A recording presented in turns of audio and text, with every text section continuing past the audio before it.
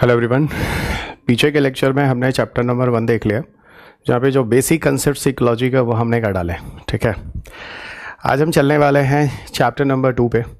और एक्चुअल में अगर हम चैप्टर नंबर 2 पे जाएं तो एक बात पहले बता दूं, यहाँ पे जो चैप्टर है उसमें हम लोगों ने फैक्टर रिसोर्सेज के बारे में बात की है। ठीक है, और फैक्टर रिसोर्सेज में बहुत ज़्यादा कुछ ऐसा है नहीं बताने के लिए, पर ये चीज़ बताना ज़रूरी है कि जैसा कि पिछले के लेक्चर में मैंने बोला कि कोई भी ऑर्गेनिजम्स अगर किसी जगह पर होता है तो उसके पीछे रिस्पॉन्सिबल होते हैं उस जगह पर मौजूद उसके लिए जो फैक्टर और रिसोर्सेज होते हैं। ठीक है, अगर फैक्टर रिसोर्सेज उसके फेवर में हैं तो ऑर्गेनिज्म वहाँ होगा, फैक्टर रिसोर्सेज उसके फेवर में नहीं हैं तो ऑर्गेनिज्म वहाँ नहीं होगा, सीधी बात। ठीक है, अब ये फैक्टर रिसोर्सेज क्या होते हैं एक बार मैं बताता हूँ। ठीक है, उसके बाद हम लोग थोड़ा यहाँ पे एंटर करते हैं। ठीक है, कुछ टॉपिक्स को लेके जो मैं आपके साथ यहाँ बात करने वाला हूँ। सबसे पहले आपको मैं यहाँ पर फैक्टर रिसोर्सेज के बारे में कुछ बातें बताता हूँ, ज़रा समझो। देखो, जब भी जैसे मैंने अभी बोला कोई भी स्पीसीज़ वगैरह अगर कहीं पर होती है तो क्या डिपेंड करता है, उसके फैक्टर और रिसोर्स डिपेंड करते हैं ना। क्या क्या डिपेंड करता है, उससे कौन कौन से फैक्टर्स हैं और उनके कौन कौन से रिसोर्सेस हैं। तो फैक्टर और रिसोर्सेज जो होता है डिपेंड करता है। ठीक है, अब जैसे फैक्टर्स जो होते हैं जनरली वो दो तरह के होते हैं, शायद आप में से हर किसी ने सुना होगा। एक तो बायोटिक फैक्टर कहते हैं और दूसरा जिसे हम एबायोटिक फैक्टर कहते हैं। ठीक है, दो तरह के फैक्टर्स हो गए। ठीक है, बायोटिक फैक्टर में जनरली लिविंग ऑर्गेनिज्म आते हैं, है ना, लिविंग ऑर्गेनिजम्स आते हैं। तो living organisms are the part of biotic factor. और abiotic non living things, abiotics में आप नॉन लिविंग थिंग्स की बात कर सकते हैं, है ना। यहाँ पे आप नॉन लिविंग थिंग्स की बात करते हैं जो जीवित चीज़ें नहीं हैं। ठीक है, नॉन लिविंग थिंग्स की बात करते हैं। बायोटिक में आप सब जानते हैं, प्रोड्यूसर होता है, गॉट इट, प्रोड्यूसर्स होते हैं, कंज्यूमर्स होते हैं, डिकम्पोजर्स होते हैं। स्कूल टाइम की किताबों में उठा के देखो ये चीज़ें आप पढ़ रहे हैं ना, कंज्यूमर होते हैं, डिकम्पोजर्स होते हैं, ये सारे के इनके बारे में हम लोग आगे और डिटेल में बात करेंगे जब हम इकोसिस्टम पे जाएंगे। एबायोटिक फैक्टर्स में आप देख लो जो जैसे गैसियस साइकिल है, गैसियस साइकिल है, सिंपल, सबसे सिंपल तरीका है गैसियस साइकिल को समझ लो। गैसियस साइकिल का मतलब से कार्बन साइकिल है, नाइट्रोजन साइकिल है, फास्फोरस साइकिल है ना। इस तरह की साइकिल्स वगैरह जो होते हैं they are the part of non living things, है ना। ये सारे के सारे नॉन लिविंग थिंग्स के अंदर आते हैं।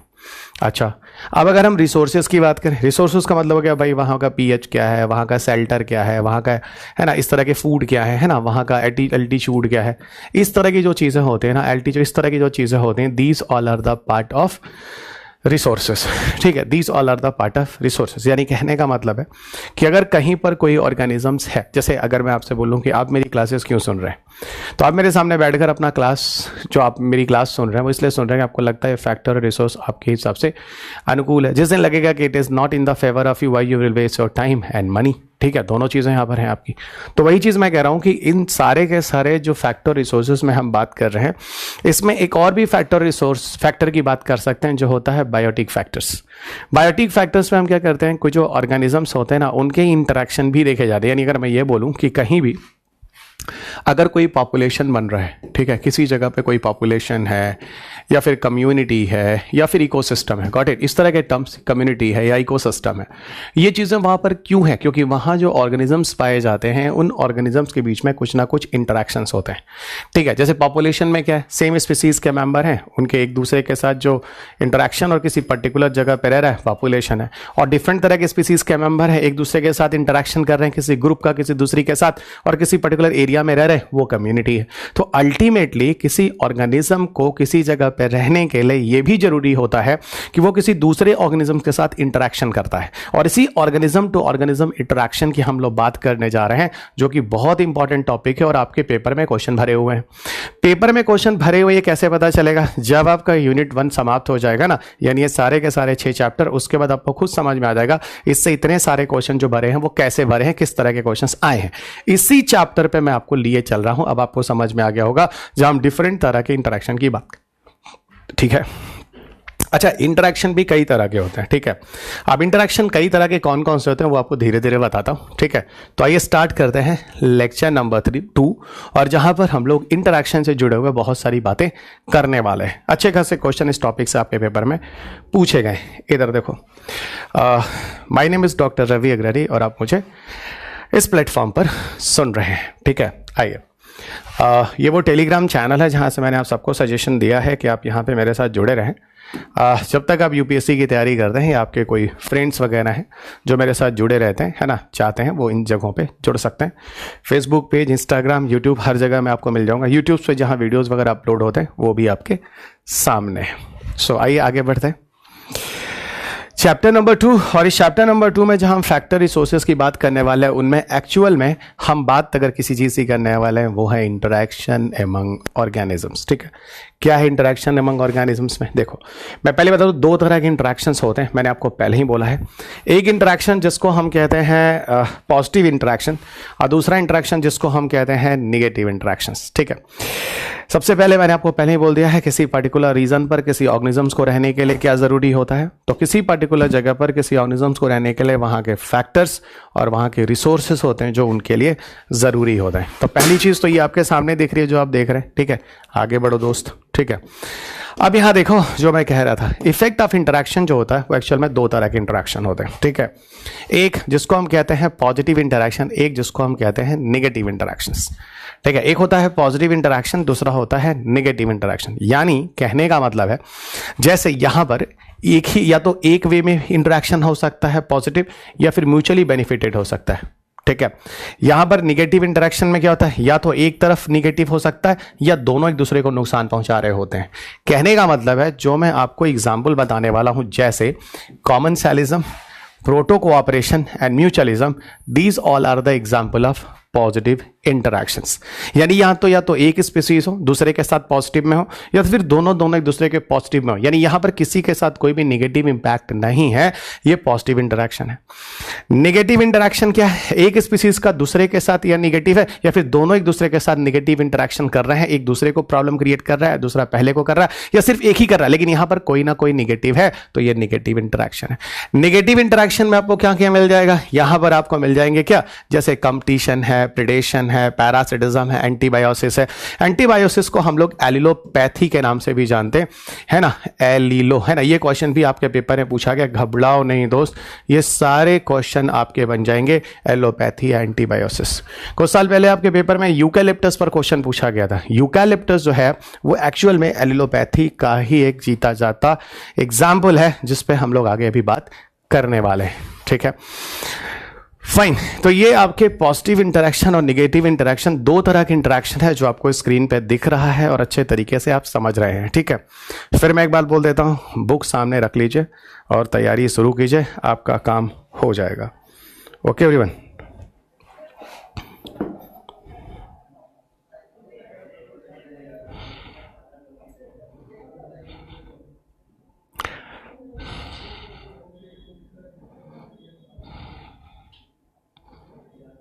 एक मिनट है ना, आगे बढ़ते हैं। सो इफेक्ट ऑफ इंटरैक्शंस यहाँ आपके सामने, आगे चलो। अब देखो, ये डिफरेंट तरह के इंटरैक्शंस है जो ऑर्गेनिजम्स के बीच में हैं और जो आपके सामने लिखे हुए हैं। ठीक है, कौन कौन से इंटरैक्शंस हैं ये देखो, neutralism, amensalism, commensalism, competition, parasitism, proto combination और म्यूचुअलिज्म, ये सारे के सारे इंटरैक्शंस हैं जो आपके सामने लिखे हुए हैं। अब देखो, न्यूट्रलिज्म क्या होता है, अब यहाँ पे देखना, यहाँ पर एक स्पीसीज ए है, एक स्पीसीज बी है, यानी दो डिफरेंट ऑर्गेनिजम्स के बीच में इंटरैक्शन की बात हो रही है, और इनको समझाने के लिए डिफरेंट तरह के इंटरैक्शन है जो आपके सामने है। जरा ध्यान देना, जैसे न्यूट्रलिज्म का मतलब होता है दोनों स्पीसीज के बीच में कोई रिलेशन नहीं है। जैसे कि मान लो मैं और सड़क पे चलने वाला जो आदमी है, हम दोनों के बीच में किसी भी तरह का कोई इंटरैक्शन नहीं है, ये 0-0 इंटरैक्शन, इसको हम लोग क्या कहते हैं, it is what, it is the neutralism. अब देखो एमेंसलिज्म क्या है, जीरो और माइनस इंटरैक्शन, यानी मान लो मैं किसी के साथ रह रहा हूं, ठीक है ना, मेरे को उससे कोई प्रॉब्लम नहीं हो रही है, लेकिन उसको मेरे से प्रॉब्लम हो रही है, यानी मेरा किसी के साथ कोई इंटरेक्शन नहीं है, लेकिन मेरे वहां होने से किसी दूसरे को अगर निगेटिव हो रहा है तो मेरा तो जीरो इंटरेक्शन है, लेकिन दूसरे वाले का निगेटिव इंटरेक्शन है। इस इंटरेक्शन को हम लोग एमेंसलिज्म कहते हैं। तो एमेंसलिज्म आपको कैसा मिला, निगेटिव इंटरेक्शन। उसी तरह एक ऑर्गेनिज्म का दूसरे से कोई फायदा नहीं है, न्यूट्रल है, लेकिन दूसरे ऑर्गेनिज्म को वहां पहले वाले ऑर्गेनिज्म के होने के उसको फायदा मिल रहा है, यानी प्लस इंटरेक्शन है, ये आपको पॉजिटिव इंटरेक्शन मिलेगा। कंपटीशन में क्या है, एक दूसरे को प्रॉब्लम क्रिएट कर रहा है, दूसरा पहले को। जैसे मान लो यूपीएससी की सीट, यूपीएससी की एक लिमिटेड सीट होती है, ठीक है, उस लिमिटेड सीट में हर आदमी उस सीट को लेना चाहता है, तो एक दूसरे के लिए निगेटिव है, दूसरा पहले के लिए, यानी यहां पर आपको क्या मिला, निगेटिव इंटरेक्शन। पैरासिटिज्म में क्या होता है, पैरासिटिज्म में क्या होता है, एक का पॉजिटिव होता है, दूसरे का निगेटिव होता है, ठीक है। अच्छा, प्रोटो कॉम्बिनेशन में क्या होता है? प्रोटो कॉम्बिनेशन और एक और लिखा हुआ है जिसको हम कहते हैं म्यूचुअलिज्म। यहां पे दोनों के दोनों प्लस और प्लस इंटरेक्शन होते हैं, यानी यहां पॉजिटिव है और यहां पॉजिटिव है। आपने जो पीछे अभी एग्जांपल देखा था पॉजिटिव इंटरेक्शन और निगेटिव इंटरेक्शन में, आपको सामने दिख रहा है निगेटिव इंटरेक्शन में एमेंसलिज्म और कंपटीशन जैसी चीजें आएंगी। पॉजिटिव इंटरेक्शन में आपको कॉमनसेलिज्म मिलेगा, प्रोटो कॉम्बिनेशन मिलेगा और म्यूचुअलिज्म मिलेगा। तो ये एग्जाम्पल आपको यहाँ पे ध्यान रखने हैं, ध्यान रखिएगा और घबराइए नहीं। इन सबके अंदर हम लोग चल के डिटेल में बात करने वाले हैं। ये सारे के सारे क्वेश्चंस आपके पेपर में होते हैं मित्र, ओके। और यहाँ पर एक्चुअल में आपके पेपर में कभी इस तरह के क्वेश्चन नहीं दिए गए। न्यूट्रिलिज्म, एमेंसलिज्म, कॉमनसेलिज्म, इन्होंने क्वेश्चन जब भी दिया है यूपीएससी वालों ने या किसी स्टेट पीसीएस ने, इन्होंने एग्जाम्पल्स के साथ दिए। तो क्या है एग्जाम्पल के साथ, आओ आगे बढ़ते हैं और इन पे थोड़ी सी चर्चा करते हैं, ठीक है। देखो, सबसे पहले हम लोग न्यूट्रलिज्म की बात कर रहे हैं। मैंने अभी क्या बोला? न्यूट्रलिज्म उस तरह का इंटरेक्शन होता है जहां पर दो स्पीसीज अगर एक दूसरे के साथ है, कुछ भी किसी का लेना देना नहीं है, ठीक है। यहां पर कोई पार्टनर किसी भी तरह का कोई भी इफेक्ट नहीं हो रहा है, neither positive nor negative. It is the case of amensalism. जैसे मैंने अभी बोला, मैं और सड़क पे चलने वाला वो व्यक्ति जो है, हम दोनों के साथ कोई भी इंटरेक्शन नहीं होता है, ना तो हम उसको हेलो हाई करते चलते हैं, ना वो हम वो करते चलता है। ये एक तरह का न्यूट्रलिज्म का रिलेशन है।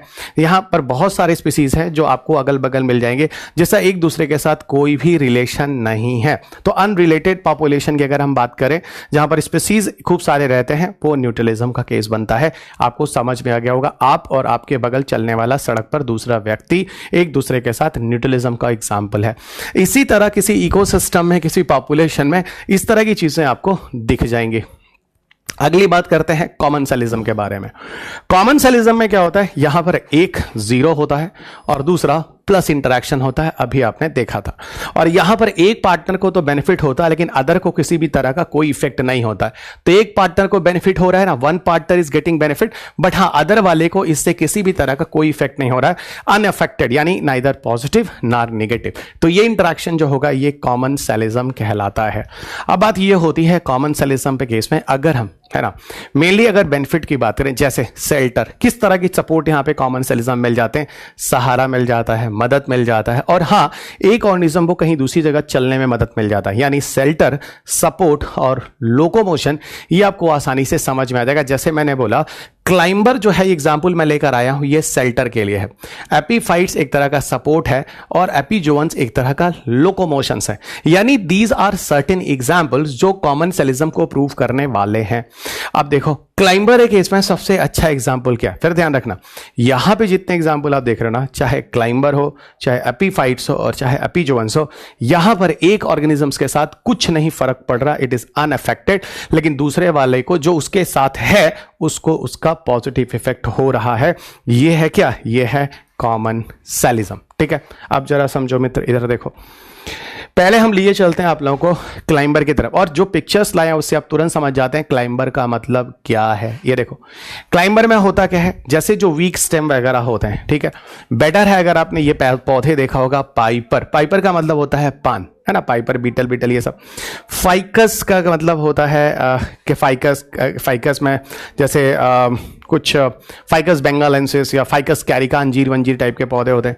पाइजम आप सब जानते हैं, this is the P plant जो मटर वाला होता है। ये सारे के सारे जो प्लांट है ना, इनको कोई ना कोई सपोर्ट चाहिए होता है जिसकी मदद से ये ऊपर उठते हैं, ठीक है। जड़ें इनकी जमीन में होती हैं, लेकिन सपोर्ट की मदद से ऊपर उठती हैं। लेकिन हाँ, एक बात बता दूं, यहां सिर्फ सपोर्ट से ऊपर उठने के लिए होता है। ऊपर उठने से फायदा क्या होता है? सन की लाइट बच्चा ऊपर की तरफ आता है, ठीक है। तो अगर पौधों की पत्तियां वत्तियां ऊपर ग्रो कर जाएंगी, ठीक है ना, तो ये क्या करेंगे? आराम से फोटोसिंथेसिस करके अपना फूड बनाएंगे। तो वही मैं कह रहा हूं, यहां जो प्लांट्स होते हैं उनके स्टेम्स वगैरह भी जो होते हैं वो काफी वीक होते हैं, ठीक है। तो यहां पे जो प्लांट होता है वो काफी, उनके स्टेम्स वगैरह काफी वीक होते हैं, ध्यान रखना। और एक बात और बता दूं, ठीक है, सॉइल में तो इन पौधे हैं, लेकिन हाँ, सॉइल में ये पौधा जो है वो क्या कर रहा है? वहां से रूट है ना, और उस पौधे का, अगर वो पौधा किसी दूसरे जीव से, अगर जीव के ऊपर ग्रो कर रहा है, तो उससे किसी तरह का न्यूट्रिशन नहीं लेता है, सिर्फ उस पर सपोर्ट लेके वो ग्रो कर रहा है, ठीक है। जैसे पाइपर, फाइकस, पाइजम, ये जिस भी पौधे पे होते हैं उसके कोई न्यूट्रिशन नहीं लेते हैं, नहीं तो क्या हो जाएगा? दूसरे वाले को निगेटिव हो जाएगा। तो दूसरे वालों को इनके ऊपर पौधा ग्रो कर रहा है, उनको कोई फर्क नहीं पड़ रहा, लेकिन पहले वाले को जो उन पे ग्रो कर रहा है उनसे उनको फायदा मिल जा रहा है, उनको एक सपोर्ट मिल जा रहा है, उनके इनके वीक स्टेम जो है कमजोर है, ऊपर उठ जा रहे हैं, ये क्लाइंबर हो गया, जिसका एग्जाम्पल आपके सामने है पाइपर, फाइकस और पाइजम। तो पाइपर जो है it is a very common है ना, पाइपर बीटल बीटल पान वगैरह, और पाइजम मटर वगैरह जो कि आपने बहुत कॉमन है। पाइजम सटाइवम कहते हैं इसका साइंटिफिक नाम है, मटर जो पी आप कहते हैं और यहां जो आप पान कहते हैं। ठीक है, अगर फाइकस नहीं भी समझ रहे तो दो एग्जाम्पल ऐसे हैं जो आप आसानी से समझ सकते हैं, जिनकी मदद से कोई पौधा किसी दूसरे पर क्लाइंब करता है। यहां पे आपको इसमें दिख रहा है कि देखो ये कोई पौधा, उसकी तने हैं और ये दीवाल वाल पे पौधे हैं जो ग्रो कर रहे हैं, सपोर्ट के लिए ग्रो कर रहे हैं। ये भी एक तरह के क्लाइंबर्स ही हैं जो आपके सामने पिक्चर में दिख रहा है। Epiphytes are very very important. मैं आपको फिर क्या देता हूं, एपीफाइट्स आर मोस्ट इंपॉर्टेंट, क्योंकि आपके पेपर में ना एडॉप्टेशंस पे भी क्वेश्चन पूछे जाते हैं, यानी अनुकूलता पर, जो पौधों के अंदर एडॉप्टेशंस पाए जाते हैं। एपीफाइट्स का मतलब क्या होता है, देखो एपी का मतलब एबव और फाइट्स मतलब प्लांट्स, यानी प्लांट के ऊपर या प्लांट के एबव, यानी ये ऐसे पौधे होते हैं जो किसी प्लांट्स के ऊपर ग्रो करते हैं। ठीक है ना, तो these are the plants which are grown on the other plant, which are growing on the other plant. तो ऐसा पौधा जो दूसरे पौधे पे ग्रो करता है उसे एपीफाइट्स कहते हैं। ठीक है, लेकिन एक बात ध्यान रखना, ये न्यूट्रिशन के लिए नहीं होते। ठीक है, ये उनसे सिर्फ और सिर्फ शेल्टर लेते हैं। ठीक है, फिर मैं कह रहा हूं ये उनसे सिर्फ और सिर्फ शेल्टर लेते हैं, सहारा लेते हैं। और बेस्ट एग्जांपल जो है वो आर्किड में आता है, जिसका नाम है वेंडा। ठीक है, आर्किड आपने देखा होगा, ये सब पौधे, ये सब देखा, इस तरह के ऑर्किड्स। असल में होता क्या, मैं आपको एक बात बताऊं, आप लोगों ने बुके वगैरह देखा, बुके जो लोग ले जाते हैं और देते हैं, गिफ्ट देते हैं, है ना। बुके में जो लंबे लंबे से कलरफुल जो पौधे होते हैं ना, जो पीछे की तरफ लगे होते हैं, वो एक्चुअल में डिफरेंट तरह के ऑर्किड्स ही होते हैं दोस्त। ये ऑर्किड्स जो होते हैं एक्चुअल में ये किसी दूसरे पौधे पर ग्रो करते हैं, ध्यान रखना। और दूसरे पौधे पर सिर्फ ये क्या लेते हैं, शेल्टर लेते हैं, सहारा लेते हैं, उनसे न्यूट्रिशन नहीं लेते हैं। ठीक है ना। और एक बात और बता दूं, ये ऐसे पौधे हैं जो पौधों के ऊपर ग्रो करते हैं only for shelter, not taking the nutrition from them, यानी उन दूसरे पौधों को किसी तरह का उनसे कोई निगेटिव इंपैक्ट नहीं होने वाला है। ये चीज क्लियर है। और सुनो, तो पहला हो गया ये उनसे मैकेनिकल सपोर्ट लेते हैं। मैंने स्पेशली लिखा है नॉट फॉर न्यूट्रिशन, क्योंकि एक बार किसी स्टेट पीसीएस के एग्जामिनेशन में उन्होंने ये पूछा कि ये जो पौधे होते हैं न्यूट्रिशन के लिए बिल्कुल नहीं, सिर्फ और सिर्फ मैकेनिकल सपोर्ट के लिए। फिर मैं कह रहा हूं अगर न्यूट्रिशन ले लेंगे मित्र तो दूसरे के साथ इनका निगेटिव इंपैक्ट हो जाता है, ये चीज ध्यान रखना। और सुनो, दूसरी बात, जो एपीफाइट्स होते हैं उनमें एक स्पेसिफिक टिश्यू पाए जाते हैं। अगेन रिपीट, एपीफाइट्स में स्पेसिफिक टिश्यू पाए जाते हैं। वो टिश्यू होते हैं कौन से, वेलामेंट टिश्यू। याद रखना, एपीफाइट्स में स्पेसिफिक टिश्यू होते हैं जो कि वेलामेंट टिश्यू होते हैं। ठीक है, एपीफाइट, मैं एक बात बोलूं तो जो एपीफाइट्स पौधे हैं ये एक्चुअल में एक डिफरेंट तरह का स्पेसिफिक रूट इनके अंदर पाया जाता है, जिससे हम कहते हैं हाइग्रोस्कोपिक रूट। ठीक है ना। पहले सुनो, इनकी जो जड़ें होती हैं ये हवा में होती हैं, क्योंकि जमीन से तो है नहीं, ये पौधों के ऊपर ग्रो कर रहे हैं। तो पौधों के ऊपर, जैसे ये देखो, ये एक पौधा है जिसके ऊपर आपको ऑर्किड ग्रो करता हुआ दिख रहा होगा, ये पूरा का पूरा ऑर्किड ग्रो करता हुआ दिख रहा होगा।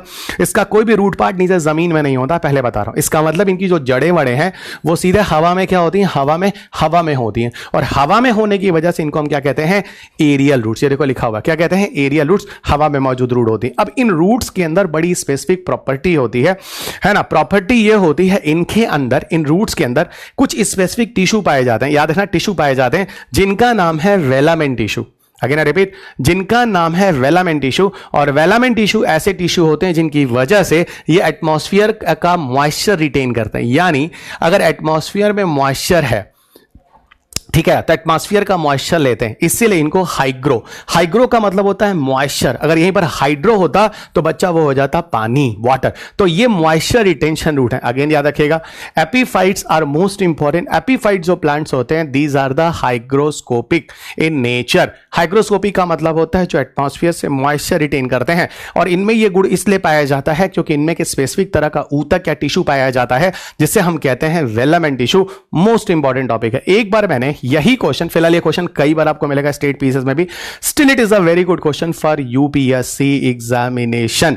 एक बात और बताता हूं, सुनो मित्र, एक बार एक क्वेश्चन मैंने देखा किसी एग्जाम में, ये पूछा कि ये बताओ एपीफाइट सबसे ज्यादा कहां मिलते हैं। ठीक है, अब यहां पे दिमाग ये लगाना है, उन्होंने अर्थ ले लिया, अर्थ ले लिया, इक्वेटर ले लिया, आपको पता है इस तरह के equator 30 degree north, 60 degree north, 30 degree south, 60 degree south और 90 डिग्री, है ना। उन्होंने कहा भाई ये बताओ कि कहाँ मिलते हैं। तो एक बात आपको बता दूं, जहां पर मॉइस्चर सबसे ज्यादा होता है वहां पर आपको एपीफाइट दुनिया में मिलेंगे। तो अब बात ये होती है कि इस पृथ्वी पर अगर बात करें कि ये मॉइस्चर कहाँ है, तो मॉइस्चर आपको यहां के एरिया में मिलेगा। इसका सीधा मतलब है इक्वेटर के पास या ट्रॉपिकल वाले एरियाज में यहां पर ह्यूमिडिटी या मॉइस्चर बहुत ज्यादा होता है, गर्मी भी खूब पड़ती है ना, बारिश भी खूब होती है। तो इन एरियाज में आपको ह्यूमिडिटी या मॉइस्चर बहुत ज्यादा मिलता है। इसका सीधा मतलब है इन एरियाज में पाए जाने वाले चाहे ट्रॉपिकल रेन फॉरेस्ट इस तरह की चीजें या इक्वेटर के पास रहने वाले जो जीव ये पेड़ पौधे हो, यहां इन एरियाज के एटमॉस्फेयर में आपको ह्यूमिडिटी ज्यादा मिलती है। इसका मतलब इन एरियाज में आपको एपीफाइट्स का ग्रोथ पूरी दुनिया में सबसे ज्यादा मिलेगा। अब देखो किस तरीके से यूपीएससी या फिर किसी स्टेट पीसेस में जो लॉजिकल क्वेश्चन बनाते हैं वो चीजों को जोड़ते हैं, है ना। फिर मैं कह रहा हूं कि यूपीएससी या कोई भी एग्जाम दे रहे हैं, इसको निकालने के लिए आपको कॉन्सेप्ट पता होना चाहिए।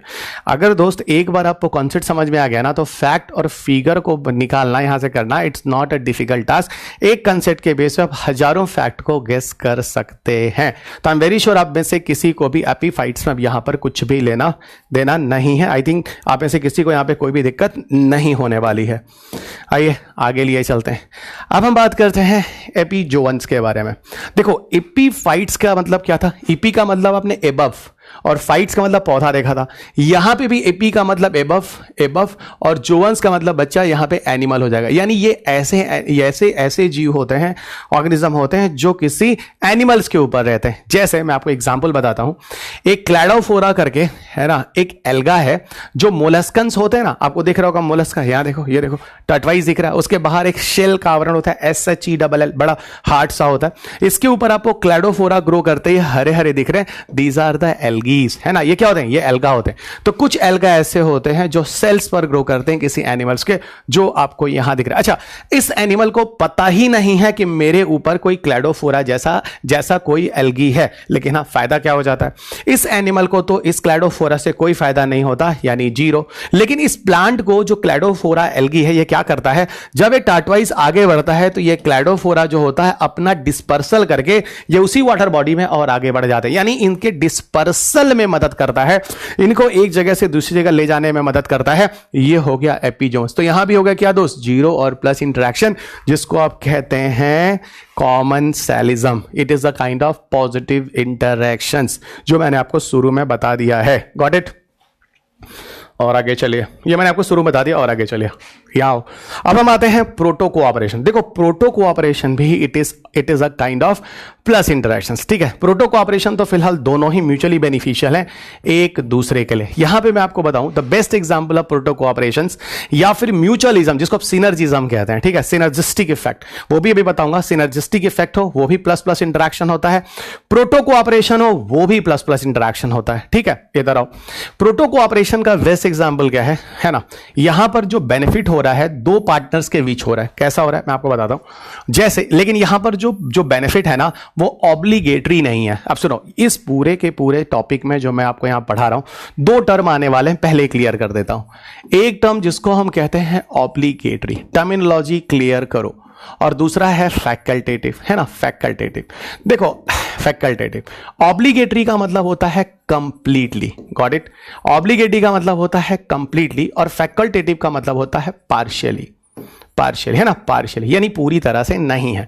अब यहां कह रहा है ये ऐसे एसोसिएशन होते हैं जो होते तो प्लस प्लस है, लेकिन नॉट ऑब्लिगेटरी, यानी पूरी तरह से कंप्लीटली एक दूसरे के साथ इंटरेक्शन नहीं है। इसका मतलब ये कैसा है, फैकल्टेटिव यानी पार्शियल रिलेशंस है, ठीक है ना। जैसे इसका एक एग्जांपल मैं बताता हूं, एक कोई बड़े बर्ड्स को ले लो और एक छोटे बर्ड्स को ले लो।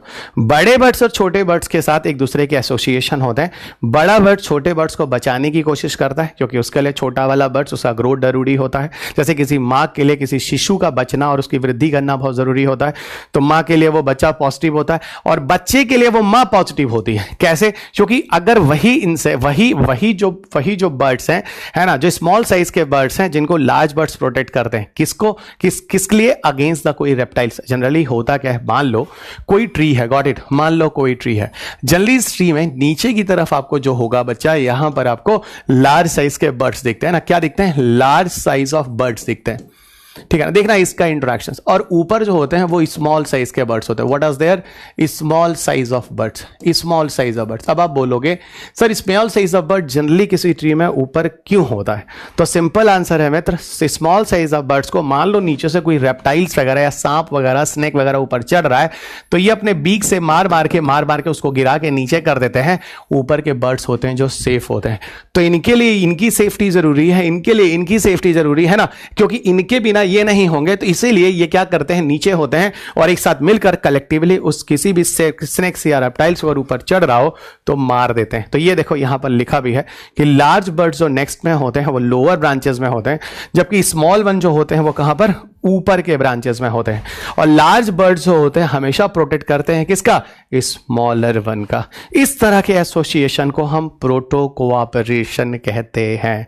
ठीक है, अब आगे बढ़ो, समझते चलना। कोई भी टॉपिक है टेक्निकल नहीं है, बहुत ही बिहेवियरल है और क्वेश्चंस भी भरे हैं मित्र, है ना, क्वेश्चन भी यहां पर खूब सारे भरे हैं।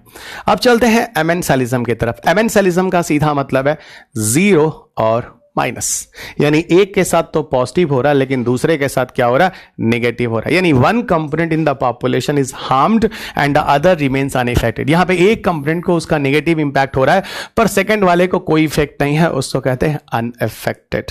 यहां पे एग्जांपल बताता हूं एलिलोकेमिकल्स का। कौन सा एग्जांपल, एलिलोकेमिकल्स का। असल में एलिलोकेमिकल्स क्या होता है, ठीक है, ये कुछ सर्टेन तरह के केमिकल्स होते हैं जो कोई ऑर्गेनिज्म रिलीज करता है और उसके रिलीज करने की वजह से सामने वाले का ऑर्गेनिजम्स का जो ग्रोथ होता है वो इनहिबिट हो जाता है, रुक जाता है। लेकिन इस वाले ऑर्गेनिज्म को उससे कोई फर्क नहीं पड़ता, लेकिन इस वाले की वजह से एलिलोकेमिकल सिक्रीशन होने से सामने वाले ऑर्गेनिज्म का ग्रोथ रुक जाता है। इसी को हम लोग क्या कहते हैं, एलिलोकेमिकल इफेक्ट्स। ठीक है, और ये किसके अंदर आता है, ये आपको मिलेगा एमेंसालिज्म के अंदर।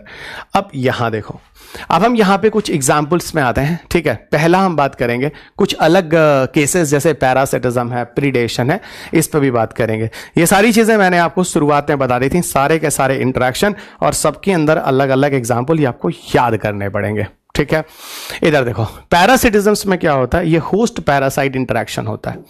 यहां generally host and parasite interaction होता है। होस्ट एंड पैरासाइट इंटरेक्शन को हम पैरासिटिज्म कहते हैं। ठीक है, जैसे हमारी बॉडी के ऊपर से अगर कोई लाइज है यानी जू है और ब्लड चूस रहा है तो एक पैरासिटिज्म हुआ, मैं उसका होस्ट हो गया और वो एक पैरासाइट हो गया। तो सर आप ये कह रहे हैं कि हम में से जितने भी लोगों के सर में जू है ये एक पैरासिटिज्म का एग्जाम्पल है। बिल्कुल। तो यहां पर इस रिलेशनशिप में होता क्या है, यहां पर इस रिलेशनशिप में होता क्या है कि one component population is benefited by the other, है ना by the other, and other one is going to harmed by the first one. तो यहां पर एक को तो बेनिफिट हो रहा है लेकिन अनदर वन जो है उसका हार्मफुल इफेक्ट हो रहा है। ठीक है, बट अनदर वन को उसका क्या है, अनदर वन को उसका हार्मफुल इफेक्ट हो रहा है। ठीक है, यहां जो गेनर होता है वो पैरासाइट होता है। जैसे जो लाइस है या जो बग है वो यहां पैरासाइट है। ठीक है, और जो लूजर है वो यहां पर होस्ट है। ऑफ कोर्स लूजर मैं हूं क्योंकि मेरा ब्लड जो है वो लाइस जो है वो ले रहा है या बग जो है ले रहा है। गॉट इट, ये समझ में आ गया। एक बात और बता दूं, जनरली यहां देखा गया कि जो होस्ट होता है, जैसे मैं अगर होस्ट हूं तो हमेशा मैं आपको बड़े साइज का दिखूंगा और जो पैरासाइट्स है जनरली आपको छोटा ही मिलेगा। Got it. अच्छा, एक चीज बता दूं, जो पैरासिटिक इंटरेक्शन होता है वो दो तरह का हो सकता है। एक एक्टो पैरासाइट हो सकता है। एक्टो का मतलब बाहर से न्यूट्रिशन ले रहा है, जैसे मेरी स्किन के ऊपर से न्यूट्रिशन ले रहे हो, एक्टो पैरासाइट है। और अगर मेरे शरीर के अंदर जाके आप कोई न्यूट्रिशन ले रहे हो तो आप एंडो पैरासाइट हो। ठीक है ना, जैसे प्लाज्मोडियम वाइवेक्स। ठीक है, प्लाज्मोडियम वाइवेक्स जो मलेरिया नामक बीमारी देता है, तो मलेरिया वाली बीमारी देने वाला जो प्लाज्मोडियम वाइवेक्स है जो आपके शरीर के अंदर से न्यूट्रिशन ले रहा है ना और अपने एक वेग को ग्रो कर रहा बढ़ा रहा है, वो एक तरह का एंडो पैरासाइट है। तो एक्टो पैरासाइट जो बाहर के सरफेस से न्यूट्रिशन लेता है, एंडो पैरासाइट जो बॉडी के अंदर से न्यूट्रिशन लेता है। इसका सीधा मतलब है पैरासिटिज्म आपको दो तरह के मिलते हैं और ये दोनों चीजें आपको यहां स्क्रीन पे दिख गई हैं। अच्छा, पैरासिटिज्म में एक्टो पैरासाइट और एंडो पैरासाइट, यहां पर कुछ एग्जांपल्स दे दिए, जैसे ये कुछ फंगी है, जो जो फंगी है, जैसे एल्ब्यूगो है, पक्सीनिया है, ठीक है, जैसे वाइट रस्ट होता है, येलो रस्ट होता है, एस्टुलैगो है, कुछ बैक्टीरिया सीडोमोनास है, माइकोबैक्टीरियम है, it's a vibrio, it's a Leptospira, है ना, ये सारे के सारे। इसके अलावा कुछ वायरसेस जो ये आपको पैरासाइट नेचर के मिल जाएंगे, है ना, जो प्लांट्स और एनिमल से न्यूट्रिशन ले रहे हैं। गॉट इट, पहली चीज।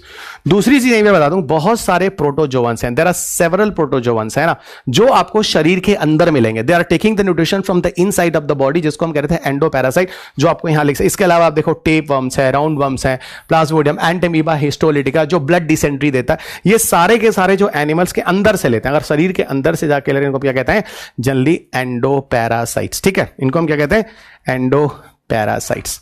तो मेरे ख्याल से ये सारे के सारे टर्म्स में आपको यहां तक कोई भी दिक्कत नहीं होनी चाहिए। गॉट इट, बिल्कुल भी नहीं होनी चाहिए। आगे लिए चलते हैं।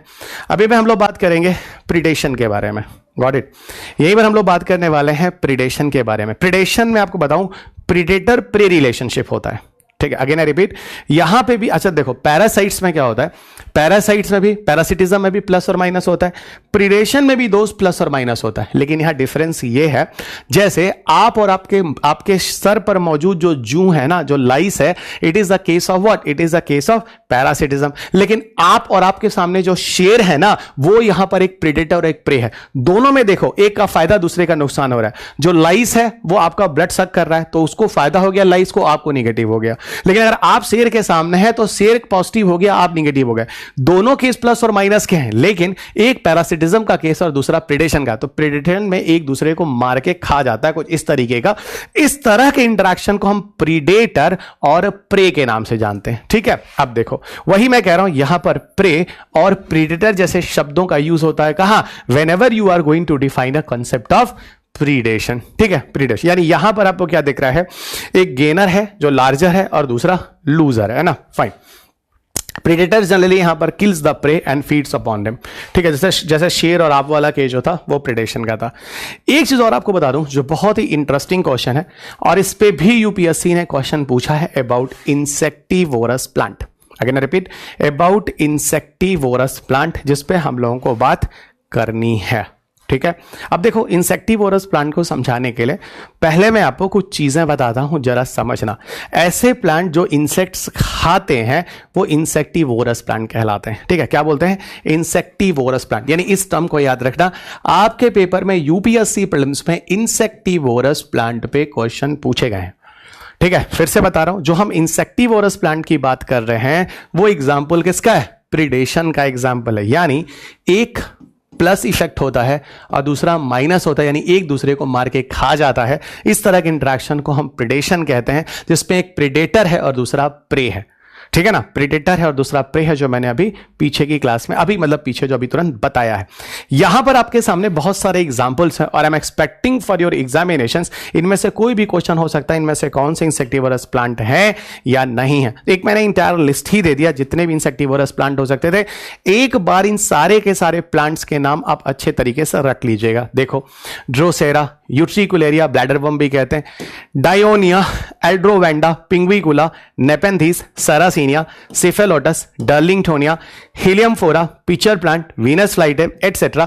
मैंने आपको ज्यादा से ज्यादा जो इंपॉर्टेंट नाम हो सकते थे मैं सारी ही स्क्रीन पे लगाकर आपको दे रखा हूं, which is very very important for examination, ये ध्यान रखना।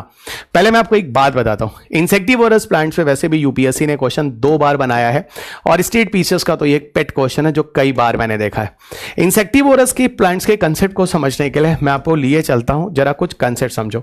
इधर देखो दोस्त, है ना, हम लोग बात कर रहे हैं इंसेक्टिवोरस प्लांट्स के बारे में, ठीक है। देखो, कुछ प्लांट्स ऐसे होते हैं, ठीक है, समझना, कुछ प्लांट्स ऐसे होते हैं जिनको नाइट्रोजन एज अ न्यूट्रिएंट चाहिए, नाइट्रोजन एज अ न्यूट्रिएंट चाहिए, एज अ न्यूट्रिएंट, यानी विदाउट नाइट्रोजन उनका ग्रोथ और डेवलपमेंट नहीं हो सकता।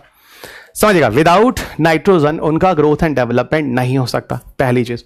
वहीं आपको मैं एक चीज बताता हूं, जो प्रोटीन होता है ना, प्रोटीन के अंदर nitrogen is the main element, nitrogen is the main element है। नाइट्रोजन इज, लिख देता हूं, nitrogen is main element in protein, nitrogen is main element, है ना, main element in protein. So nitrogen जो होता है वो प्रोटीन का मुख्य तत्व होता है। इसका मतलब आपके शरीर में जैसे जैसे हम लोग जो अगर नॉन वेज खाते हैं, है ना, अगर आप नॉन वेज खाते हैं यानी अगर आप प्रोटीन खाते हैं, नॉन वेज का मतलब प्रोटीन खाते हैं, तो जब आप प्रोटीन खाते हैं मित्र तो आपके शरीर में नाइट्रोजन की अच्छी खासी पूर्ति हो जाती है। आपके शरीर में अच्छे खासी, क्योंकि प्रोटीन जो होता है जब वो डाइजेस्ट होता है उसके अंदर से आपको क्या मिल जाता है, नाइट्रोजन मिल जाता है। तो इसका मतलब कि जो नॉन वेज टाइप के फूड्स होते हैं उनमें अच्छा खासा आपको नाइट्रोजन मिल जाता है। ठीक है, आप जरा समझो, इंसेक्टिवोरस प्लांट्स, ये प्लांट्स उन जगहों पे ग्रो करते हैं जहां पर नाइट्रोजन होता ही नहीं है, समझना। अब जब नाइट्रोजन होता ही नहीं है तो ये वहां पर कैसे सरवाइव करेंगे?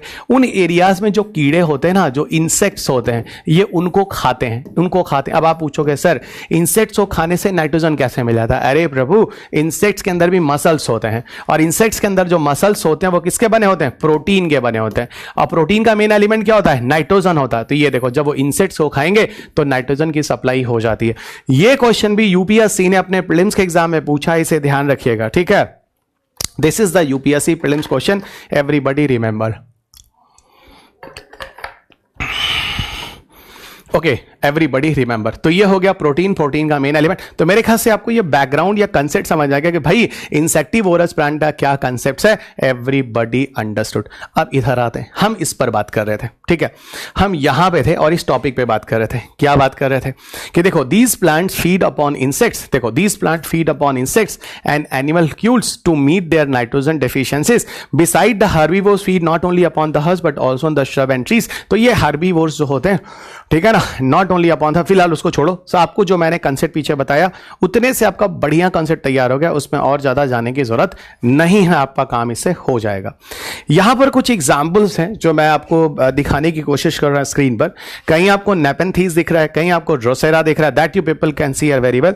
नेपेंथीज और ड्रोसेरा ये इंसेक्टिवोरस प्लांट है, those are the insect eaters, है ना, those are the insect eaters जो आपको स्क्रीन पे दिख रहे हैं। ये देखो, ये घटपंडी वड्डी, अगर हिंदी मीडियम का कोई बच्चा भी होगा जो शुद्ध हिंदी पढ़ा होगा, फिलहाल this is a bilingual batches जो मैं आपको पढ़ा रहा हूं, तो इसमें इस तरह की चीजें हैं। देखो, घटपंडी की तरह इस तरह घड़े बड़े टाइप इस तरह दिखता है। इसमें आता है धीरे धीरे ये जो प्लांट्स होता है कुछ केमिकल्स एंजाइम्स निकालता है और धीरे धीरे इंसेक्ट को फिक्सअप करके मार देता है, फिर उसको धीरे धीरे डिजोल्व करता है, उसके प्रोटीन्स को डाइजेस्ट करता है, फिर नाइट्रोजन लेता है, इस तरह से दिस सर्वाइव। और ये ड्रोसेरा दिख रहा है, जैसे दिख रहा है इसके जो ब्रांचेस खुले हुए हैं, जैसे इंसेक्ट इसे पहुंचता है धीरे धीरे धीरे धीरे धीरे धीरे धीरे इंसेक्ट बंद हो जाता है धीरे धीरे ना, इस तरीके से। तो these all are the certain insectivorous plant. Just ये कुछ पिक्चर्स लाया है just to make a subject for interesting, क्योंकि ये जो टॉपिक्स अभी शुरुआत में चल रहे हैं they are fact and figures, but still the fact and figures have some concept. जैसे अभी आपने देखा जो इंसेक्टिवोरस प्लांट्स हैं, जो अभी आपने देखा, इस तरह की चीजें हैं जो आपको यहां मिल जाएंगी।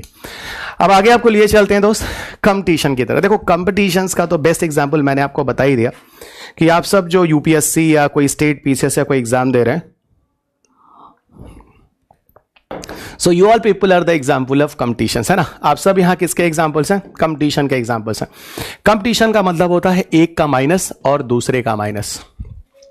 लिमिटेड रिसोर्सेस हैं और ऑर्गेनिजम्स को सर्वाइव करना है, मतलब लिमिटेड नंबर ऑफ सीट्स हैं और आपको सेलेक्ट लेना है। तो यहां पर एक दूसरे के साथ, दूसरा पहले के साथ क्या करने वाला है दोस्त? कंपटीशन करने वाला। बेस्ट एग्जाम्पल, यानी यहां पर सीधी बात हो गई कि लिमिटेशंस ऑफ फूड है, लाइट है, CO2 है, ठीक है ना, कोई प्रॉपर जगह है, लिमिटेशंस है, उनके लिए कंपटीशंस होते हैं।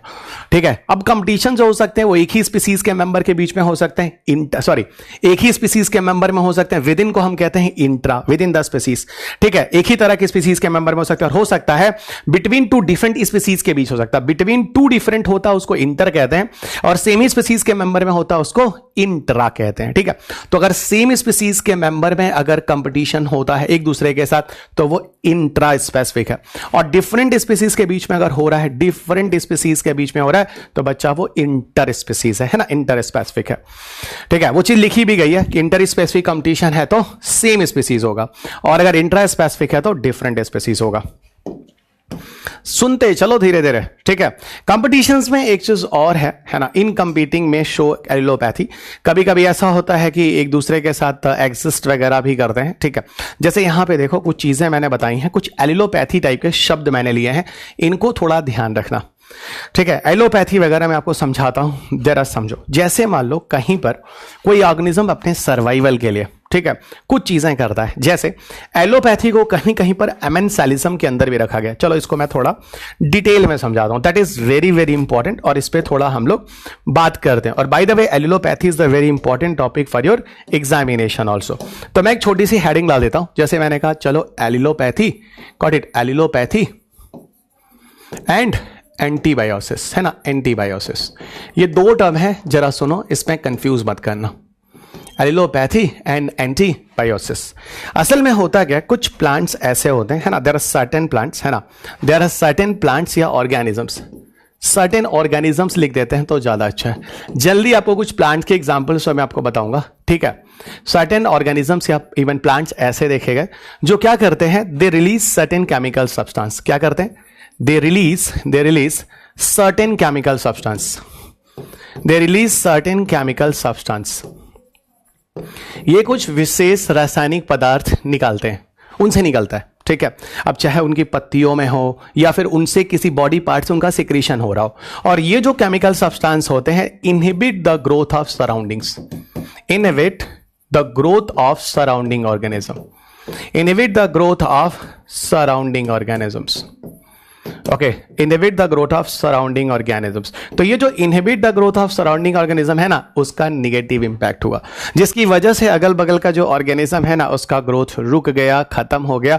इस तरह की चीजों को हम पौधों के लिए क्या बोलते हैं, इस तरह की चीजों को हम पौधों के लिए एलोपैथी कहते हैं, और ये चीज एनिमल्स के अंदर होती है दोस्त, तो इसी को हम क्या कहते हैं, एंटीबायोसिस, ठीक है ना। तो एलोपैथी मैंने बोला ना, अगर कोई पौधा भी हो सकता है या कोई एनिमल भी हो सकता है, इस तरह की चीजें, ठीक है। अगर कोई प्लांट्स किसी तरह के सर्टेन केमिकल सब्सटेंस को निकालता है, ठीक है, और वो केमिकल सब्सटेंस जो होता है बाहर निकलकर जब उस पौधे की जड़ों से आता है या उसकी पत्तियां किसी जगह पे गिरती हैं, जैसे eucalyptus is the very common plants, है ना, या उसकी पत्तियां जमीन में गिरती हैं, है ना, इस तरह की चीजें जो होती है उनमें कुछ केमिकल सिक्रीशंस होते हैं जो अगल बगल के ऑर्गेनिज्म से ग्रोथ को रोक देते हैं, निगेटिव इंपैक्ट करते हैं। ये चीजें एलोपैथी कहलाती हैं प्लांट्स के लिए, और यही चीजें जब किसी एनिमल से केस में देखी जाती हैं तो बच्चा उसी को हम लोग एंटीबायोसिस कहते हैं। तो don't be confuse with the allopathy and antibiosis. ये भी बहुत अच्छा क्वेश्चन है, आपके पेपर में पूछा गया भी है, गॉट इट, पूछा गया भी। लेकिन प्रॉब्लम क्या है, आप लोग तो करंट अफेयर्स पढ़ने वाले लोग हैं, आप इन चीजों को क्यों पढ़ेंगे, है ना। और सबसे बड़ी चीज क्या है, क्वेश्चन पेपर ना दिखाकर आपको कभी से समझाया ही नहीं जाता कि what is the demand of examination, जबकि एग्जाम में बहुत आसान से क्वेश्चन सिंपल सिंपल पूछते हैं। तो मैंने आपको एलोपैथी के बारे में बताया। यहां देखो कुछ चीजें हैं जो आपको एक एग्जाम्पल के फॉर्म में और समझाने की कोशिश कर रहे हैं। The toxin secreted by one population may interfere with the growth of other populations. The bitter element जो है, बिटर एलिमेंट जो है वो HCN कंटेन करता है, which inhibits the germination of the poppy seeds in the surroundings. तो ये bitter elements यहां पर आपको किसका एग्जाम्पल मिल रहा है बच्चा, ये आपको मिल रहा है एलोपैथी का एग्जाम्पल्स। अब बताओ hydrogen cyanides, how much it is dangerous for the survival. आपके सामने जिसके से पॉपी के जो सीड्स, पॉपी जानते हो, पोस्ता दाना, तो जो पॉपी सीड्स वगैरह के जर्मिनेशन है ना, जो जर्मिनेशन ऑफ पॉपी सीड्स है वो वहां पे रुक जाते हैं, यानी it is going to create the negative impact on them, है ना, it is going to create the negative impact on them.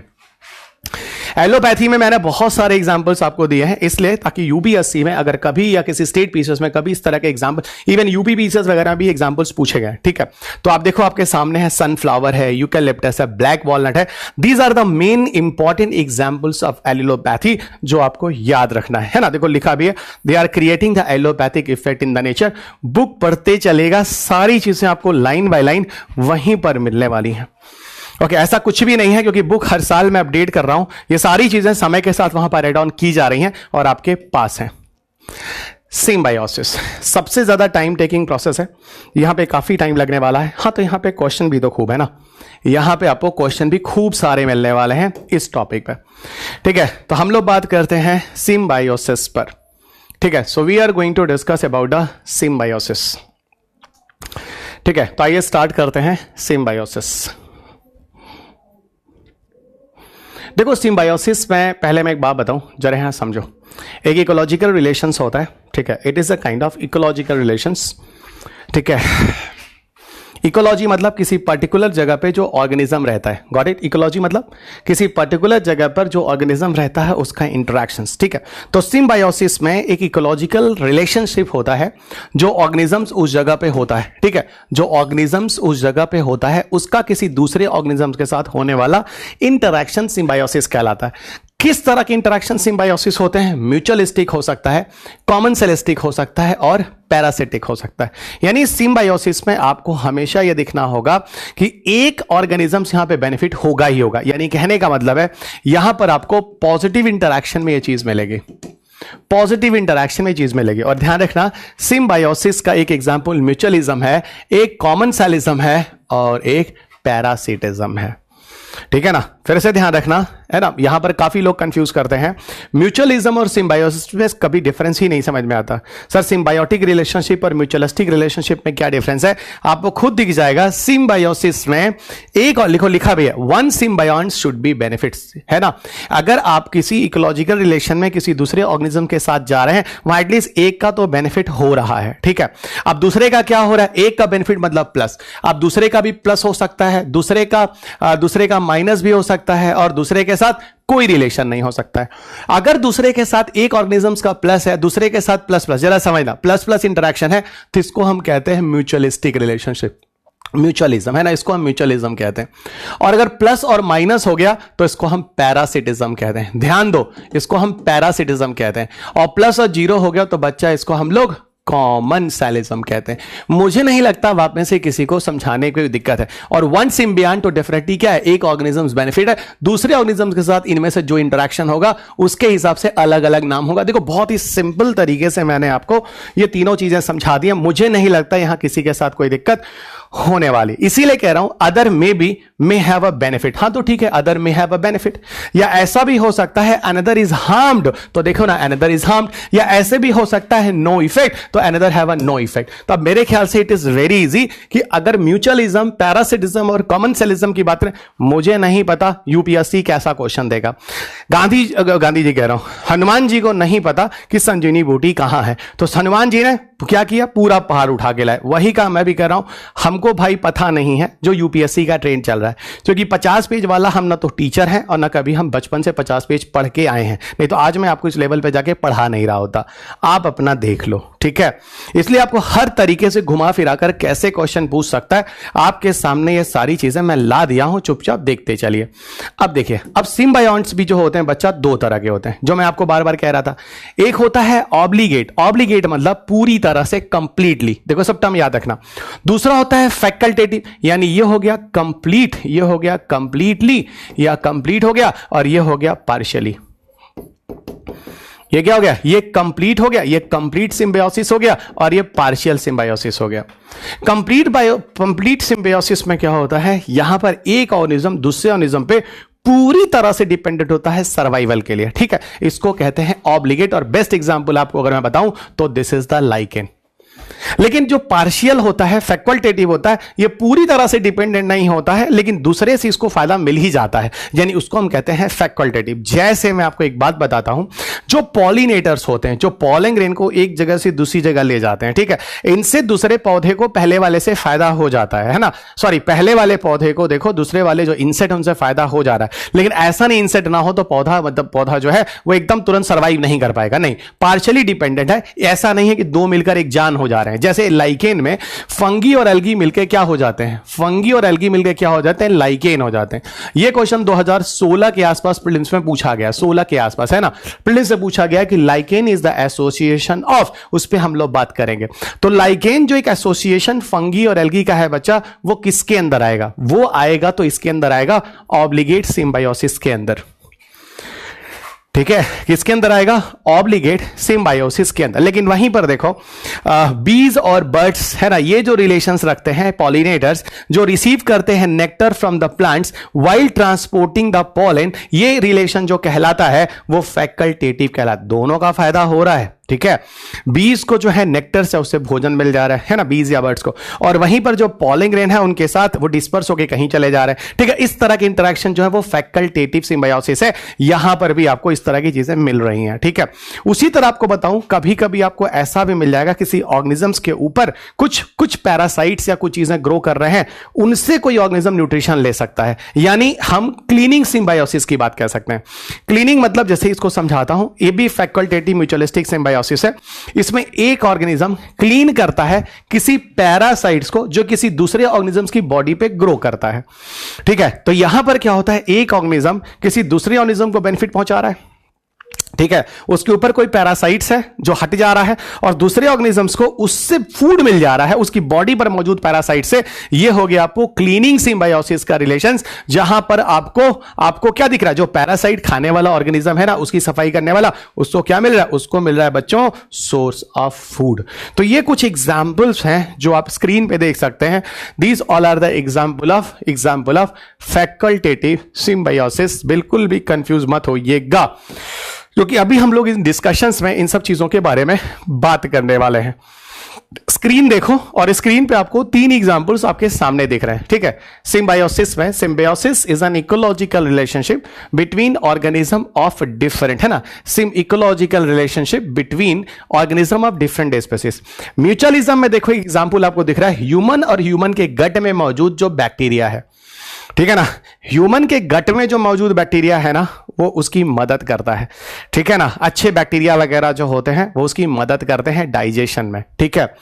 इसके अलावा कॉमन सेलिज्म में बैक्टीरिया को फूड मिल जाता है और आपकी डाइजेशन में मदद हो जाती है, ठीक है। इस तरह की चीजें हो जाती हैं, तो बोथ स्पीसीज यहां पे बेनिफिट होते हैं। आगे आओ, कॉमन सेलिज्म में one benefit other is unaffected. जैसे ये एक बगुला है, ठीक है, ये एक बगुला है और ये क्या है, एक कैटल है। एक कैटल किसी बगुले के लिए क्या करता है, वो अपना घास वास वहां चरता है और उसके लिए कुछ भोजन की चीजों को वहां छोड़ जाता है जो बगुला खा जाता है, ठीक है। तो यहां पर one benefits other is unaffected, other वाले को इससे कोई फर्क नहीं पड़ रहा इस बगुले से, लेकिन यहां पर वो अपना घास चर के जब जा रहा है ना, तो बगुले के लिए कुछ ऐसा फूड या उस तरह की चीजें वहां छूट जाती हैं जो बगुले के लिए अच्छा होता है, ठीक है, बगुला उसको खा लेता है। ये चीजें हो गई कैटल, एग्रेट एंड कैटल्स, ये हो गया। तीसरा एग्जांपल है पैरासिटिज्म, ठीक है, पैरासिटिज्म। अच्छा, यहां पर म्यूचुअलिज्म में क्या हुआ सर, यहां प्लस प्लस इंटरेक्शन हुआ। कॉमन सेलिज्म में क्या हुआ, प्लस और जीरो इंटरेक्शन हुआ। और बच्चा पैरासिटिज्म में क्या हुआ, प्लस और माइनस। जैसे इस कुत्ते के ऊपर देखो, डॉग के ऊपर देखो, टिक है और टिक इसका ब्लड चूस रहा है, तो टिक को तो भलिया हो गया पॉजिटिव और डॉग के लिए हो गया negative. It is example of parasitism. तो ये जो भी एग्जाम्पल्स हैं ये आपको अच्छे तरीके से समझा रहे हैं इन सबके मतलब क्या क्या हैं। गॉट इट, इन सबके मतलब क्या क्या है। अब आपको लिए चलते हैं हम लाइकेंस पर, और lichens again I will repeat, it is the most important topic. कई जगहों पर यह क्वेश्चन आपके पेपर में आता है, so this is the most important topic for your examinations, ठीक है। This is the most important topic for your examinations. पहले बता दूं, एक अच्छा खासा एग्जाम्पल है किसका, म्यूचुअलिज्म का। और बच्चा किस तरह का ये सिम्बायोसिस है, तो आप कहोगे obligate symbiosis. This is obligate symbiosis. ये भी आप अच्छी तरह से समझ चुके हो। obligate symbiosis, this is the best example, ठीक है। अच्छा, ये देखो लिखा भी है, ये जो है वो obligate है और पूरी तरह से परमानेंट है। ये रिलेशनशिप किसके बीच होता है, मैंने अभी बोला एल्गी और फंगी के बीच में होता है। किस तरह के प्लस प्लस इंटरेक्शन होते हैं उस पे हम लोग बच्चा यहां पे अभी बात करेंगे, ठीक है ना। इस पे हम लोग यहां पे बात करने वाले हैं। देखो ऐसा होता है कि जो फंगी और एल्गल रिलेशंस होते हैं, इसको समझो। जो एक तरफ मैंने कहा फंगी है ना, एक काम करते हैं, थोड़ा सा मैं आपको फिर बोर्ड पे लिए चलता हूं, ओके, थोड़ा सा मैं आपको बोर्ड पे लिए चलता हूं। इधर आओ दोस्त, है ना, इधर आओ। देखो ऐसा है कि अगर हम लाइकेन के बारे में बात करें मित्र, है ना, लाइकेन जरा समझना। लाइकेन अभी मैंने बोला it is a interaction of fungi और प्लस एल्गी। बता दूं, फंगी और एल्गी दोनों अलग अलग तरह के ग्रुप ऑफ प्लांट्स के अंदर रखे जाते हैं। फंगी को कभी कभी इनको प्लांट्स के अंदर नहीं भी रखा गया है ना, अलग अलग तरह के क्लासिफिकेशन के हिसाब से, लेकिन मैं चलो फंगी को भी एक तरह का प्लांट्स ही वगैरह मान लेता हूं, ठीक है। अच्छा देखो, फंगी और एल्गी के बीच के जो म्यूचुअल इंटरेक्शन है ये इनकी मदद करता है, ये इनकी मदद करता है। असल में क्या होता है मैं आपको बताऊं, फंगी जो होते हैं दे आर हेट्रोट्रॉप्स। हेट्रोट्रॉप्स का मतलब होता है इनमें क्लोरोफिल नहीं पाए जाते हैं, fungi are those organism which have no chlorophyll, और आपको पता अगर किसी भी जीव में क्लोरोफिल नहीं पाया जाता है तो अपना फूड वो नहीं बना सकता है, ठीक है। और एल्गी जो होता है क्या होता है, एल्गी जो होता है वो ऑटोट्रॉप्स होता है। ऑटोट्रॉप्स का मतलब एल्गा डू फोटोसिंथेसिस, है ना। इसका मतलब एल्गी में क्लोरोफिल पाया जाता है, एल्गी जो होता है अपना फूड बनाता है, और यही फूड जो होता है, फूड इनटेक जो होता है, यही फूड इनटेक या न्यूट्रिशन जो होता है वो फंगी एल्गी से ले लेता है। यानी कहने का मतलब है एल्गी से फंगी को मिल जाता है क्या, एल्गी से इसको मिल जाता है बच्चा न्यूट्रिशन। क्या मिल जाता है, न्यूट्रिशन। यहां से मिल जाता है इसको न्यूट्रिशन। और फंगी का जो, फंगी से जो हेल्प होती है एल्गी, एल्गी है ना, एल्गी की, वो उसके रिप्रोडक्शन में हेल्प करता है। एल्गी के प्रसार में, बढ़ने में, प्रोडक्शन में, उसके रिप्रोडक्शन में फंगी हेल्प करता है। यानी यहां फंगी ने एल्गी की हेल्प की, यहां एल्गी ने फंगी की हेल्प की। इस तरीके से दोनों इंटरेक्शन हो जाता है और बनता है लाइकेन। दुनिया में लाइकेन जो होते हैं they are the interaction of fungi and algae, जो यूपीएससी के क्वेश्चन रहे हैं। लाइकेन के बहुत सारे इंपॉर्टेंट भी हैं। अगर आप जनरली देखो तो लाइकेन्स को कहीं पर फूड के रूप में खाया भी जाता है, ठीक है। लाइकेन्स को फॉडर की तरह भी यूज किया जाता है, ठीक है। फूड तो जनरली रेयर आपको मिलेगा, लेकिन फॉडर आपको ज्यादा मिलेगा, है ना। जनरली लाइकेन जो होते हैं वो ड्राई एरिया में ग्रो करते हैं जहां पर पानी की कमी होती है। जैसे आपको ये कहां मिल जाएंगे, जनरली एज फॉर एग्जाम्पल दें तो रॉक के सरफेस पे मिल जाएंगे। पोलर एरियाज में चले जाओ, वहां पे भी कभी आइस मेल्ट नहीं होता, वहां भी पानी नहीं है, वो ड्राई एरिया है। पोलर बियर वगैरह जो होते हैं वह इनको खाते भी हैं। लाइकेन से ही लिटमस पेपर भी बनता है, वही लिटमस पेपर जो उसको हम लोग पीएच टेस्ट में केमिस्ट्री लैब में यूज करते थे, जिसका नाम है रोसेला टिंक्टोरिया। और लिटमस पेपर के अलावा जो पीएच को टेस्ट करने के लिए यूज किया है, सब फैक्चुअल कुछ डेटा आपको दे रहा हूं, याद रखिएगा, पीएच टेस्ट का। लाइकेन्स को कॉस्मेटिक्स की तरह भी यूज किया जाता है। लाइकेन का मेडिसिनल वैल्यूज भी है, मेडिसिनल वैल्यूज भी है। आपको बताऊं एक लाइकेन है जिसका नाम है यूसनिया। यूसनिया, मान लो अगर आपको कहीं ब्लीडिंग हो जाए, कट जाए, ब्लीडिंग हो जाए, तो यूसनिया क्या करता है, स्टॉप ब्लीडिंग, आपका जो ब्लड वगैरह जो बह रहा है उसको रोक देता है। तो आपको दिख रहा होगा lichens have so many importance. और लाइकेन्स को अगर मैं इन्वायरमेंट के साथ जोड़ूं, लाइकेन्स को डाई वाई की तरह भी यूज करते हैं, विरंजक यानी कपड़ों को रंग देने के लिए भी। लाइकेन्स के बारे में एक बात और बता दूं, लाइकेन्स एक्चुअल में इंडिकेटर ऑफ एयर पोल्यूशन भी बोले जाते हैं। Lichens are indicator of air pollution. असल में क्या है, अगर हवा में सल्फर डाइऑक्साइड की मात्रा बढ़ रही है तो सबसे पहले दे हार्म दिस लाइकेन, यानी सबसे पहले उसका इफेक्ट लाइकेन में देखने को मिलता है। Got it. सबसे पहला उसका इफेक्ट जो है वो कहां देखने को मिलता है, लाइकेन्स में देखने को मिलता है। ये चीज ध्यान रखना, ठीक है। तो अगर कहीं पर इंडिकेटर ऑफ एयर पोल्यूशन में किस गैस के लिए होता है, सल्फर डाइऑक्साइड। ये स्टेट पीसीएस में पेट क्वेश्चन है जो आज भी बहुत ज्यादा बार पूछा जाता है। और यूपीएससी में 2011 के पहले जो पुराना पैटर्न चलता था उसमें भी ये क्वेश्चन बहुत आता था, आगे भी कभी आता है तो याद रखना। हो सकता है यूपीएससी लाइकेन पर ही 4 पॉइंट बना दे, जैसे 2023 में जाके देखो उन्होंने मशरूम पर 4 पॉइंट बना दिए। उस तरह के एग्जाम्पल अभी आपको यहां पे भी मिलेंगे। मशरूम के बारे में भी बात करूंगा। देख लो बच्चों, सारी चीजें देखते चलो, टॉपिक टफ नहीं है, ठीक है। टॉपिक जो है वो टफ नहीं है। प्रॉब्लम यह है कि आप यहां तक पहुंचे ही नहीं है, आपने यहां तक किया ही नहीं है। गॉट इट, वो अलग बात है, ठीक है। आइए अब फिर आपको पीछे लिए चलते हैं। अरे हाँ, एक चीज और, लाइकेन्स जो होते हैं वो पाइनियर होते हैं। Lichens are pioneer in zero year succession, in zero year succession. अभी ये चीज मैं आपको नहीं बताऊंगा सक्सेशन क्या होता है, ठीक है, लेकिन इतना जरूर बोलूंगा, जीरो ईयर का मतलब ड्राई एरियाज में अगर सबसे पहले कोई जीव कहीं आता है उस जगह पर और अंत में जाकर किसी इकोसिस्टम का फॉर्मेशन होता है तो सबसे पहले वहां पे लाइकेन होता है। इसीलिए हम लाइकेन्स को क्या कहते हैं, they are the pioneer in zero year succession. ये चीज मैं आपको कब पढ़ाऊंगा, जब मैं आपको कम्युनिटी वाला चैप्टर पढ़ाऊंगा, यानी 2-3 लेक्चर के बाद हम लोग इस चैप्टर में पहुंच जाएंगे जहां हम सक्सेशन और जीरो ईयर के साथ साथ लाइकेन की बात कर रहे होंगे। और उस समय मैं आपको बोलूंगा, देखो इसको शुरुआत के तीसरे चौथे लेक्चर में, दूसरे तीसरे लेक्चर में मैंने आपको बताया भी था। तो ये चीज अभी आगे आपको फिर जुड़ जाएगा और मैं आपको क्रस्टोस, फॉलियोस, फूटिकोस किस तरीके से लाइकेन चल के हर्ब्स और श्रब्स और ट्रीज बनाते हैं वो आपको सक्सेशन में दिखाऊंगा। ठीक है, तो ये लाइकेन से जुड़े जितने भी क्वेश्चंस हैं, this is the most important. किस तरीके से यूपीएससी जाके लाइकेन पे क्वेश्चन पूछेगा मुझे नहीं पता, आप भाई अच्छे तरीके से इनको ध्यान में रखिएगा और इसको तैयार कर लीजिएगा। Got it, this is important one.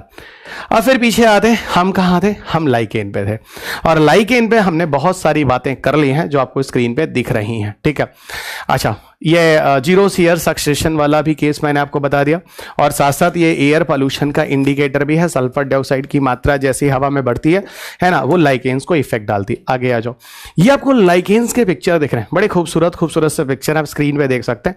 आपको पत्थरों के ऊपर पापड़ की तरह ऐसे जैसे चिपटे चपटे हुए आपको लाइकेन्स, जैसे मम्मा हम लोग की दिवाली वाली के सॉरी होली के टाइम में पापड़ बनाती है, चादर पे रख देती है और उसका जब वो सूख जाता है पापड़ तो टेढ़ा मेढ़ा सा, एग्जैक्टली उसी तरीके से ये देखो ध्रुवीय क्षेत्रों में, पोलर एरियाज में दिख रहा होगा, यहां देखो पत्थरों पे दिख रहा होगा, यहां देखो लकड़ियों के ट्रंक पे दिख रहा होगा, है ना। ये सारी की सारी चीजें हैं दैट यू पीपल कैन सी। अब कई लोगों को समझ में आ रहा होगा, ओ यही है क्या, ये तो हम लोग वहां पर जाते हैं इन जगहों पे तो देखते हैं। हाँ भाई यही है, ओके, हाँ भाई यही है।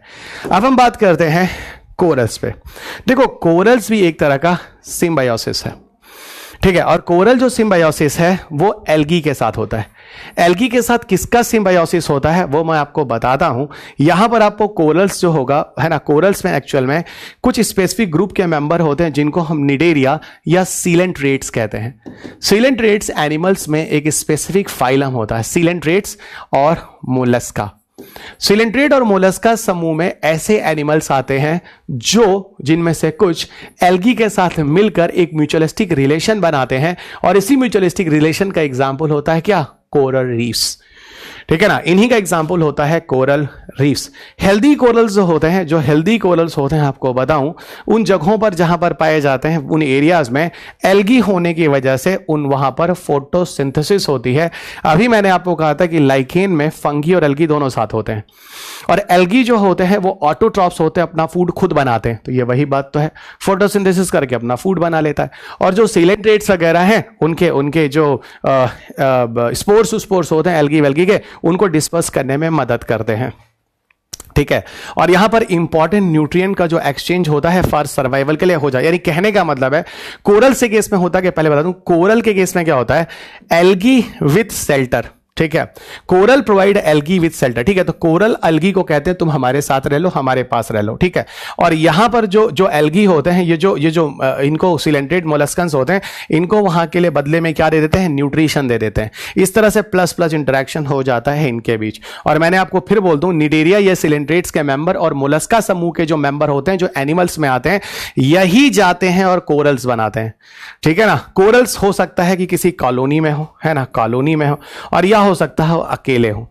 ठीक है ना, मतलब अकेले अगर कोई बनाता है तो हाइड्रा वगैरह का इंटरेक्शन होता है, और अगर ग्रुप में, जनरली अगर हम कोरल्स की बात करें, ठीक है, इनको छोड़ो, अगर हम सिलेंट्रेट के मेंबर की बात करें तो सिलेंट्रेट के मेंबर अकेले भी हो सकते हैं, ग्रुप में भी हो सकते हैं। ग्रुप में जो होते हैं वो कोरल्स ही हैं जो हम यहां पढ़ रहे हैं, और अकेले का मेंबर तो हाइड्रा वाइड्रा ले लो, हाइड्रा, है ना, इस तरह के एग्जाम्पल है। फिलहाल हमें इस पे बात नहीं करनी है, हमें कोरल्स पे बात करनी है। ठीक है, कोरल्स में आपको मैं कुछ चीजें और बताऊंगा that is very very important. ठीक है ना, कोरल्स से केस में याद रखना, कोरल्स दुनिया में वो होते हैं जिसकी नेट प्रोडक्टिविटी सबसे ज्यादा होती है, जिसकी नेट प्राइमरी प्रोडक्टिविटी सबसे ज्यादा होती है। ये चीज मैं आपको पढ़ाऊंगा इकोसिस्टम के चैप्टर में, यहां पे भी क्वेश्चन पूछा गया है आपके पेपर में। मैंने बोला था एक टॉपिक विटाकर के लिस्ट पर क्वेश्चन पूछा गया, विटाकर प्रोडक्टिविटी चार्ट। 2 बार आपके पेपर में यूपीएससी ने क्या किया था, पहले लेक्चर में मैंने बोला, उन्होंने 4-5 प्रोडक्टिविटी की लिस्ट दे दी, और फिर उन्होंने बोला ऑर्डर लगाओ घटते हुए क्रम में, दुनिया में सबसे ज्यादा प्रोडक्टिविटी किसकी है, उससे कम किसकी है। और प्रोडक्टिविटी भी जब हम चेक करते हैं इकोसिस्टम का, जब हम चैप्टर पहुंचेंगे चैप्टर नंबर 6, वहां पे बात करेंगे GPP gross primary productivity, NPP net primary productivity, वो वहां पे देखेंगे। अभी रुको, ठीक है, अभी थोड़ा रुको, ये चीजें हो गई, और सुनो। ठीक है, तो नेट प्राइमरी प्रोडक्टिविटी सबसे ज्यादा अगर दुनिया में किसी ऑर्गेनिजम्स की होती है तो वो कोरल्स ही होते हैं दुनिया में जिनकी होती है। आगे आओ, कुछ टर्माइट्स के बारे में बात करेंगे। देखो टर्माइट्स के केस में क्या होता है, टर्माइट्स का भी एक सिम्बायोटिक रिलेशनशिप होता है। सिम्बायोटिक रिलेशनशिप क्या होता है, protozoa live in the termites guts. Termite से गट के अंदर प्रोटोजोआ पाया जाता है, ठीक है। उनके बीच में भी एक एसोसिएशन होता है। क्या होता है? टर्माइट्स होते हैं ये लकड़ियां खाते हैं, ठीक है, वुड खाते हैं। वुड के अंदर का क्या खाते हैं? एक्चुअल में दोस्त सेलुलोज खाते हैं, सेलुलोज खाते हैं। अब इन सेलुलोज के डाइजेशन के लिए ये प्रोटोजोअन हेल्प करते हैं। तो टर्माइट से गट में पाया जाने वाला प्रोटोजोआ उसके वुड के सेलुलोज के डाइजेशन में हेल्प करता है और इस टर्माइट से वो हेल्प खुद ले लेता है न्यूट्रिशन का। इस तरीके से वहां पे वो सर्वाइव करता है, ठीक है ना। इस तरीके से वो वहां पे सर्वाइव करता है। याद रखना, कुछ प्रोटोजोअन्स टर्माइट के साथ, मैंने बोला कुछ प्रोटोजोअन्स, ना कि सारे। जनरली प्रोटोजोअन्स आपको प्रेडेटर्स या पैरासाइट्स की तरह मिलेंगे, ठीक है ना, यानी हेट्रोट्रॉप्स की तरह मिलेंगे, ठीक है। हेट्रोट्रॉप्स तो, और ये प्रेडेटर्स और पैरासाइट्स की तरह हो सकते हैं। जनरली आपको बताऊं, टर्माइट्स कभी भी, है ना, प्रोटोजोअन के साथ एसोसिएशन वाला केस बहुत ही रेयर है। कुछ केसेस में मिलता है। किस तरह के? सिम्बायोटिक नेचर के होते हैं, ये भी याद रखिएगा। यूपीएससी ने सर्टेन टर्माइट्स वाला क्वेश्चन पूछा भी है, इसको याद रखना। सेलुलोज के डाइजेशन के लिए यह काम होता है पौधों के अंदर। Got it? पौधों के अंदर। आगे आ जाओ। अब हम कुछ चीजों पे और बात करते हैं। एक होता है जूफिली, ठीक है। जू मतलब एनिमल और फिली टर्म रिप्रेजेंट करता है पॉलिनेशन को। याद रखना, जू शब्द यहां पे क्या बताता है? एनिमल को। और फिली क्या बताता है? ये बताता है यहां पर पॉलिनेशन को। यहां पे क्या बताता है? यहां पे पॉलिनेशन को बताता है और ये एनिमल को बताता है। उसी तरह जू टर्म यहां पे क्या बताता है? एनिमल को। और कोरी शब्द क्या बताता है? सीड डिस्पर्सल को। ये कुछ चीजें हैं जो कीवर्ड्स मैं आपको दे रहा हूं। इन कीवर्ड्स को याद रखो, कभी आंसर गलत नहीं होगा। असल में क्या होता है, कुछ एनिमल्स पौधों के पास जाते हैं, क्या करने? उनसे भोजन लेने, ठीक है ना। उनका फायदा हो गया, उनसे भोजन मिल गया और उनके पॉलन ग्रेन अपनी बॉडी पे चिपकाकर दूर निकल लेते हैं। उनको उनका पॉलन ग्रेन का डिस्पर्सल हो गया। ये होता है जूफिली। जैसे बीज, मोथ्स, बटरफ्लाइज, इस तरह के एग्जाम्पल्स हैं। यहां पर क्या होता है, कुछ एनिमल्स पौधों के पास जाते हैं भोजन लेने के लिए, फूड खाने के लिए, और उनके जो सीड होते हैं उनके साथ अटैच होकर आगे निकल जाते हैं। सीड डिस्पर्सल में यहां मदद होता है, पॉलिनेशन में यहां मदद होता है। पॉलिनेशन वाले केस को जूफिली कहते हैं और सीड डिस्पर्सल वाले केस को जू कोरी कहते हैं, ठीक है। तो ये थोड़ा सा इसको ध्यान रखिएगा, यहां पे भी आपको प्लस प्लस इंटरेक्शन मिल रहे हैं मित्र, ठीक है। अब यहां देखो, यहां पर फंगस ग्रोइंग एंड्स आपको दिख रहा होगा। फंगस की बॉडी, सॉरी, एंड्स की बॉडी पर आपको फंगस होंगे जो वहां पे दिख रहे होंगे। ये भी एक तरह का एसोसिएशन है जिसको हम ऑब्लिगेट सिम्बायंट्स कहते हैं। 100% होता क्या है आपको बताऊं, असल में जो एंट्स जिस जगह रहती है उस जगह एंट्स के एक वेग पाए जाते हैं। जो ये फंगस इस एंट्स की बॉडी पे है ना, सुनना, जो फंगस इसकी एंट्स की बॉडी पे है, तो फंगस तो उसकी बॉडी पे ग्रो कर रहा है क्योंकि फंगस हेटेरोट्रॉप्स होता है ना, वो अपना भोजन बना नहीं सकता, उससे वो पैरासिटिक रिलेशन लेके भोजन ले रहा है एंट्स की बॉडी से। और जो एंट्स के एग है ना, जो वहां पर मौजूद हैं जहां एंट्स रह रहा है, वो एग जो होते हैं इन फंगस को एज अ फूड खाते हैं। क्या इंटरेस्टिंग कुदरत ने चीजें बना रखी है ना। Fungus they use it for the food, ये भी मैंने आपको बता दिया। इस तरह के एंड जानता, अगर जनरली तुम लोग देखोगे बच्चों, ये तुम लोग को अमेरिकन कॉन्टिनेंट्स और वेस्ट इंडीज में इस तरह की चीजें ज्यादा मिलती हैं। वही मैंने कहा, इनको हम फंगस ग्रोवर्स के नाम से भी जानते हैं, इस तरह के एंड्स को, ठीक है। इसमें जो फंगी होता है वो कल्चर्ड होता है इनसाइड देयर नेस्ट, ठीक है। आप इस तरह के फंजी को जनरली देखोगे कहां कल्चर करें, नेक्स्ट के अंदर, घोंसलों के अंदर ग्रो कर रहे हैं। क्यों कर रहे हैं? ये एक तरह से जो लार्वा वगैरह होता है ना, उनका फूड होता है, ठीक है। तो उनकी बॉडी पे ग्रो करते हैं और एग्स वगैरह या लार्वा वगैरह जो होते हैं, लार्वा बोलो, उनका न्यूट्रिशन लेते हैं। तो ये हो गया fungus growing ends plus plus interaction, है ना, ये हो गया प्लस प्लस इंटरैक्शन। ये भी थोड़ा सा ध्यान रखना। मशरूम पर आते हैं, ठीक है, आते हैं मशरूम पे बात करते हैं। देखो दोस्त, ठीक है, थोड़ा सा हम लोग आते हैं मशरूम के ऊपर। फिलहाल mushroom is the good topic, ठीक है, इस पे थोड़ा ध्यान देना। ये थोड़ा वीडियो जो है वो लंबा है पर कोई फर्क नहीं पड़ता, टॉपिक ठीक से होना चाहिए। देखो, मशरूम भी एक तरह का म्यूचुअलिस्टिक रिलेशनशिप है, ठीक है। म्यूचुअलिस्टिक मतलब प्लस प्लस इंटरैक्शंस। म्यूचुअलिस्टिक का मतलब क्या होता है? प्लस प्लस इंटरैक्शन होता है, ठीक है। इसमें होता क्या है, असल में क्या होता है, fungi will combine their mycelium with the tree roots, है ना। इसमें होता क्या है, जो पेड़ वेड़ होते हैं ना, उनकी जड़ों के अंदर फंगी के माइसीलियम क्या होते हैं, जड़ों टाइप के ब्रांचेस होते हैं। लेकिन फंगी तक आते आते हम उनको जड़ नहीं बोलते हैं, उनको हम माइसीलियम या हाइफी कहते हैं। तो वही कह रहा है मशरूम के केस में क्या होता है, फंगी जो होता है वो उसका जो माइसीलियम जो होता है, जो रूट की तरह उसके स्ट्रक्चर होते हैं, वो पौधों के जड़ के साथ एसोसिएट होते हैं और यही मिलकर जो रिजल्ट बनाते हैं वो क्या बनाते हैं, मशरूम बनाते हैं। मशरूम के केस में जनरली जब कोई ऑर्गेनिजम्स, यहां पर असल में मशरूम है एक तरह का फंगी ही, ठीक है ना, एक तरह का फंगी ही है। तो फंगी क्या करता है, as a result fungi make it easier for the trees to get more nutrients and moisture from the soil and the fungi get access to the sugar from the trees. इस तरह के association आपको दिखाऊंगा कहां, इस तरह के association आपको दिखाऊंगा माइकोराइजा में, माइकोराइजा में। और माइकोराइजा में फंगी और हायर प्लांट्स के रूट्स जो बड़े बड़े विकसित पौधे होते हैं उनके बीच, हायर प्लांट्स रूट्स के बीच होने वाले जो एसोसिएशन है, उनके बीच ये एसोसिएशन होता है, प्लस प्लस इंटरेक्शंस। उसमें होता क्या है, फंगी इन पौधों की जड़ों से न्यूट्रिशन ले लेते हैं और ये जो हायर प्लांट्स के रूट होते हैं ना, इनको क्या सप्लाई दे देते हैं, कार्बोहाइड्रेट्स या फास्फोरस, है ना, फास्फेट, इस तरह की जरूरतें पूरा कर देते हैं। तो ये माइकोराइजा है, ठीक है, माइकोराइजा अभी आपको आगे भी दिखाता हूं। अब आपको लिए चलता हूं मशरूम की तरफ। देखो मशरूम जो होते हैं वो बहुत तरह के होते हैं। जनरली मशरूम अच्छे भी होते हैं जो खाए जाते हैं और गंदे भी होते हैं। जैसे जो खाया जाने वाला मशरूम है एक्चुअल में, वो आपको बताऊं, देखो दो ही ऐसे मशरूम है जो खाए जाते हैं, एक अगैरिकस बाइकम्पेस्टिस जिसको कहते हैं, और दूसरा होता है जिसको हम लोग कहते हैं गुच्ची, है ना, गुच्ची, ठीक है ना। ये दो ऐसे मशरूम है जो एडिबल मशरूम है, लेकिन कुछ ऐसे भी होते हैं जैसे अमानिटा मस्केरिया वगैरह, ये ऐसे मशरूम होते हैं जो पॉइजनस होते हैं, जान भी ले लेते हैं जल्दी जो मशरूम। इसीलिए मशरूम को जरा ध्यान रखना होगा, है ना। जैसे टोड स्टूल वगैरह, टोड स्टूल, ऐसा लगता है स्टूल पर टोड बैठा हुआ है। टोड एक जानवर है, फ्राक की तरह की ग्रुप का होता है, उसी तरह का, ठीक है।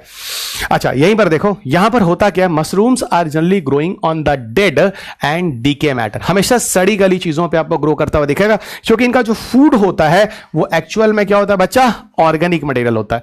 ऑर्गेनिक मटेरियल कहां होगा, कोई लकड़ी सड़ रही है, कोई पौधा सड़ रहा है, उस तरह की जगहों पर आपको इस तरह की चीजें मिल जाती हैं, ठीक है। मशरूम जो होता है जनरली वो किस नेचर का होता है, सेप्रोफिटिक नेचर का होता है।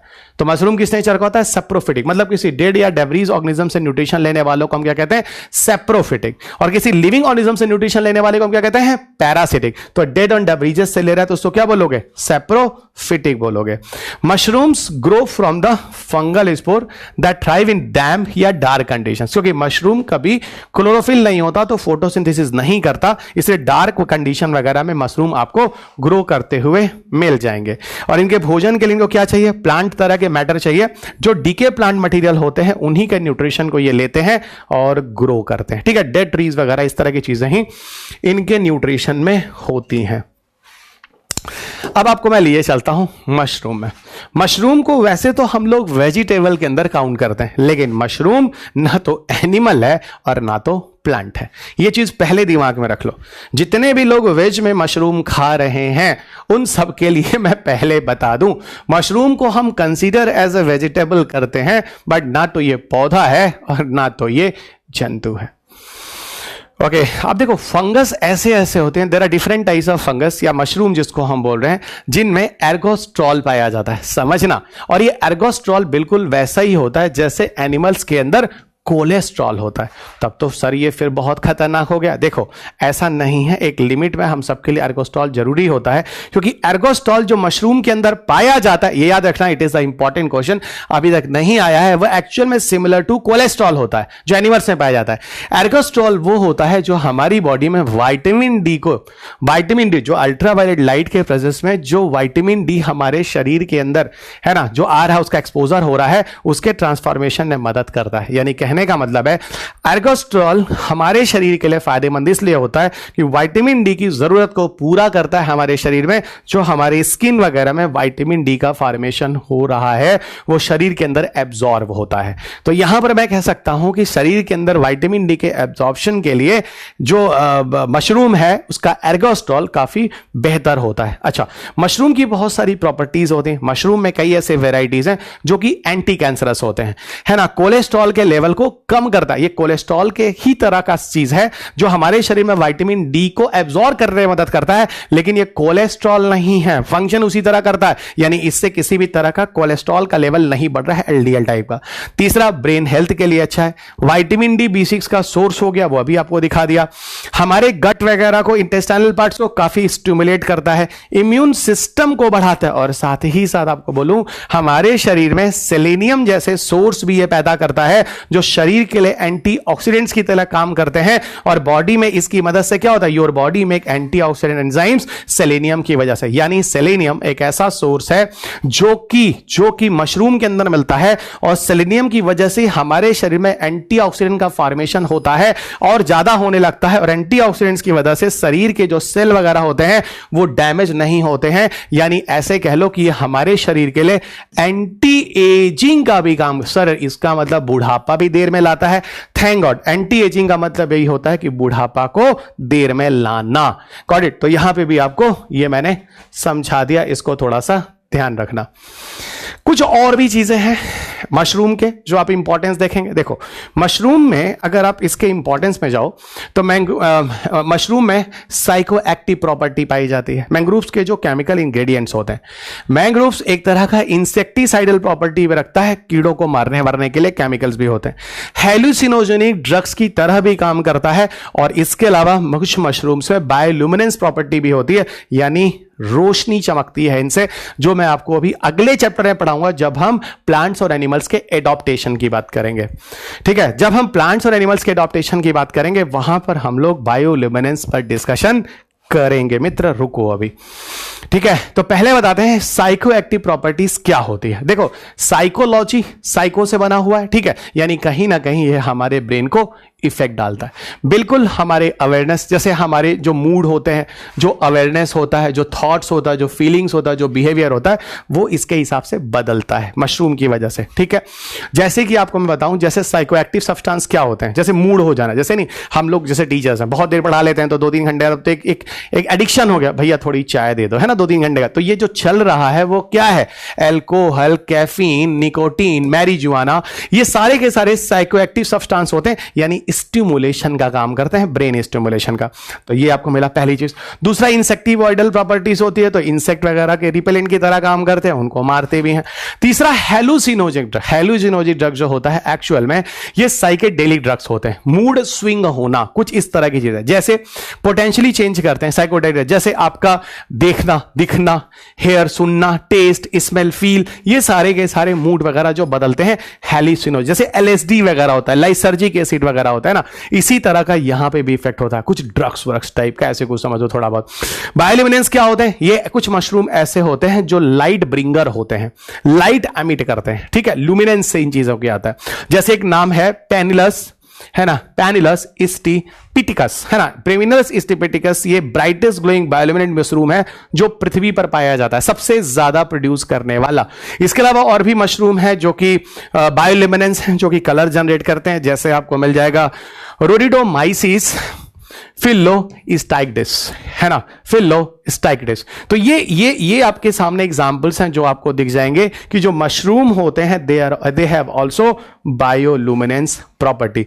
बायोल्यूमिनेंस आपको पढ़ाऊंगा अगले चैप्टर में, और ज्यादा क्लियर हो जाएगा। कुछ जनरली ये प्रॉपर्टी आपको एक्वाटिक एनिमल्स में मिलता है जो वाटर बॉडीज के अंदर होते हैं। इसमें लूसीफेरिन होता है, लूसीफेरेज एंजाइम होता है, जो अगले चैप्टर में आपको मिलेगा जब एडॉप्टेशंस इन एनिमल्स में हम लोग एक्वाटिक एनिमल्स के एडॉप्टेशन की बात कर रहे होंगे, जहां पर हम लोग पेलाजिक एनिमल्स की बात कर रहे होंगे। रुक जाओ, ठीक है, अब आ जाइए माइकोराइजा पे बात करते हैं। देखो, माइकोराइजा के केस में जरा समझो, माइकोराइजा मैं आपको बता चुका हूं असल में होता क्या है। माइकोराइजा में जो हायर प्लांट के रूट्स होते हैं उनका वहां पर फंगल एसोसिएशन होता है, किसके साथ एसोसिएशन होता है? फंगी पार्टनर के साथ, है ना, जो फूड और प्रोटेक्शन जो होता है हायर प्लांट्स के रूट, इसके एसोसिएशन एक तरह से माइकोराइजा है। माइकोराइजा एक्चुअल में एक तरह से ये लिंक स्पीसीज के उदाहरण माने जाते हैं। आपको अभी आगे चलकर एक टर्म भी आएगा लिंक स्पीसीज, तब आपको और क्लियर हो जाएगा कि mycorrhiza is example of link species जो फंगी और हायर प्लांट के रूट्स के बीच में काम करते हैं। जैसे मैं कह सकता हूं मैं एक लिंक स्पीसीज हूं, यूपीएससी के एग्जामिनर और अपने बच्चों के बीच में एक लिंक स्पीसीज की तरह काम कर रहा हूं, दोनों के लिए फायदेमंद हूं और दोनों को जोड़ के रखता हूं, तब जाके हमारे बच्चों का सिलेक्शन होता है। जनरली आपको कहां मिलेगा? रूट्स के अंदर ही मिलेंगे, जो बड़े पौधे हैं उन्हीं के रूट में मिलेंगे। क्या करते हैं किस तरह से, वो मैं आपको अभी लिए चलता हूं। मैंने पहले ही आपको बोला कि जो ये माइकोराइजल एसोसिएशन है, ये सॉइल से फास्फेट और न्यूट्रिशंस, है ना, सॉरी, सॉइल से जो फास्फेट होता है ना, उसको पौधों को देने में मदद करते हैं, और पौधों से जो कार्बोहाइड्रेट या न्यूट्रिशन मिलता है वो उनसे लेते हैं, ठीक है। और साथ ही साथ ये गुड सोर्स ऑफ फर्टिलाइजर भी होते हैं, ठीक है। माइकोराइजा वगैरह जहां पर होता है ना, as a good source of fertiliser है, क्योंकि वो उन जगह पर फास्फेट को उनको पहुंचाने में मदद करते हैं जो सॉइल वगैरह के अंदर पाया जाता है। जो कि पौधे फास्फेट को, फास्फोरस को एज अ फास्फोरस नहीं ले पाते हैं, तो उन जगहों पर फास्फोरस से फास्फेट बनाकर सोलुबलाइज करके पौधों को एब्जॉर्ब करा के देना, पूरा पका पका काम जैसे टीचर कर रहा है, सब कुछ समझ के पढ़कर यूपीएससी के हिसाब से लेकर एकदम माइकोराइजा की तरह आपको दे रहा है, ठीक है, एग्जैक्टली। और साथ ही साथ बताऊं, माइकोराइजा, ये क्वेश्चन आपके पेपर में 2010-11 के आसपास पूछा भी गया है कि माइकोराइजा जो होता है वो सॉइल का पीएच भी मेंटेन करने में मदद करता है, तो ये चीज भी पूरी तरह से सही है मित्र, ध्यान रखिएगा, ठीक है। तो सॉइल का पीएच वगैरह भी मदद करता है। यहां देखो, इस पिक्चर में आपको काफी चीजें क्लियर हो रही होंगी। देखो यहां क्या दिख रहा है, समझो दोस्त, यहां पर देखो, ये आपको माइकोराइजल ग्रोथ दिख रहा है, ठीक है। ये पूरे के पूरे रूट्स वगैरह हैं, ठीक है। माइकोराइजस के ये जो है ना, हाइफी वाइफी कुछ भी बोलो, माइसीलियम जो भी बोलो, ये ग्रो कर रहे हैं। और देखो ये ग्रो करके इन पौधों की जड़ों के अंदर, और ये पौधे का ट्रंक है और उसके ये रूट्स हैं जो इस पिक्चर में दिख रहे हैं। इधर देखो, इधर से जो माइकोराइजस पौधे को क्या दे रहा है, देखो वाटर एंड मिनरल न्यूट्रिएंट, खास तौर से चलो फास्फेट कह देते हैं, ठीक है। और इधर से उसको क्या मिल रहा है, जो फोटोसिंथेसिस के बाद पौधों ने जो फूड बनाया उसका न्यूट्रिशन माइकोराइजा को मिल रहा है। इस तरीके से दोनों के दोनों म्यूचुअल एसोसिएशन की तरह से काम कर रहे हैं, ठीक है ना। अब माइकोराइजा एक्टो भी होते हैं और एंडो भी होते हैं, यानी सरफेस के ऊपर भी ग्रो कर सकते हैं न्यूट्रिशन के लिए, और फिर रूट्स के अंदर भी जा सकते हैं। अगर सरफेस के ऊपर रहकर न्यूट्रिशन में मदद करेंगे एक्टोट्रॉफिक माइकोराइजा, और अंदर घुसकर करेंगे पौधे की जड़ों के अंदर एंडोट्रॉपिक माइकोराइजा, क्योंकि इस तरह के नाम भी आपको शुरुआत में लिखे गए हैं, तो यहां पता होना चाहिए। एक्टोट्रॉफिक माइकोराइजा ग्रो आउटवर्ड्स, और एंडोट्रॉफिक माइकोराइजा अगर अंदर से जाके काम, आपको सिर्फ ये याद रखना है सरफेस लेवल पर ये जो काम हो रहा है, mycorrhiza is the most important. किस्मत से आप लोगों के एग्जाम्स के लिए क्वेश्चन बच गया है, तो कमिंग ईयर में this is the most important, थोड़ा सा ध्यान रखिएगा, ठीक है। This is the very important, ध्यान रखिएगा। ये मैंने आपको माइकोराइजा करा दिया। यहां देखो, आपको इस पिक्चर में थोड़ा चीजें और क्लियर दिख रही होगी। विदाउट माइकोराइजा में देखो रूट्स कैसे दिख रहे हैं, और जब माइकोराइजा हो गया तो देखो उसमें ग्रोथ में इस तरह के माइकोराइजल कुछ हेयर्स की तरह आपको थोड़ा ब्लड इमेज बगल में आ रहा होगा, जिसमें दिख रहा होगा, जो वहां पे कम होगा इस तरह का, ठीक है। तो माइकोराइजा होने से यहां ग्रोथ भी प्लांट्स के रूट्स के ज्यादा दिख रहा है, ऊपर भी दिख रहा है, यहां कम दिख रहा है। ये सारी चीजें हैं इस पिक्चर में आपको थोड़ा सा समझाने की कोशिश की गई है। अब हम लोग चलते हैं नाइट्रोजन फिक्सेशन की तरफ। बहुत ही इंटरेस्टिंग टॉपिक है, इसको भी मैं समझाता हूं, धीरे धीरे सुनो जरा।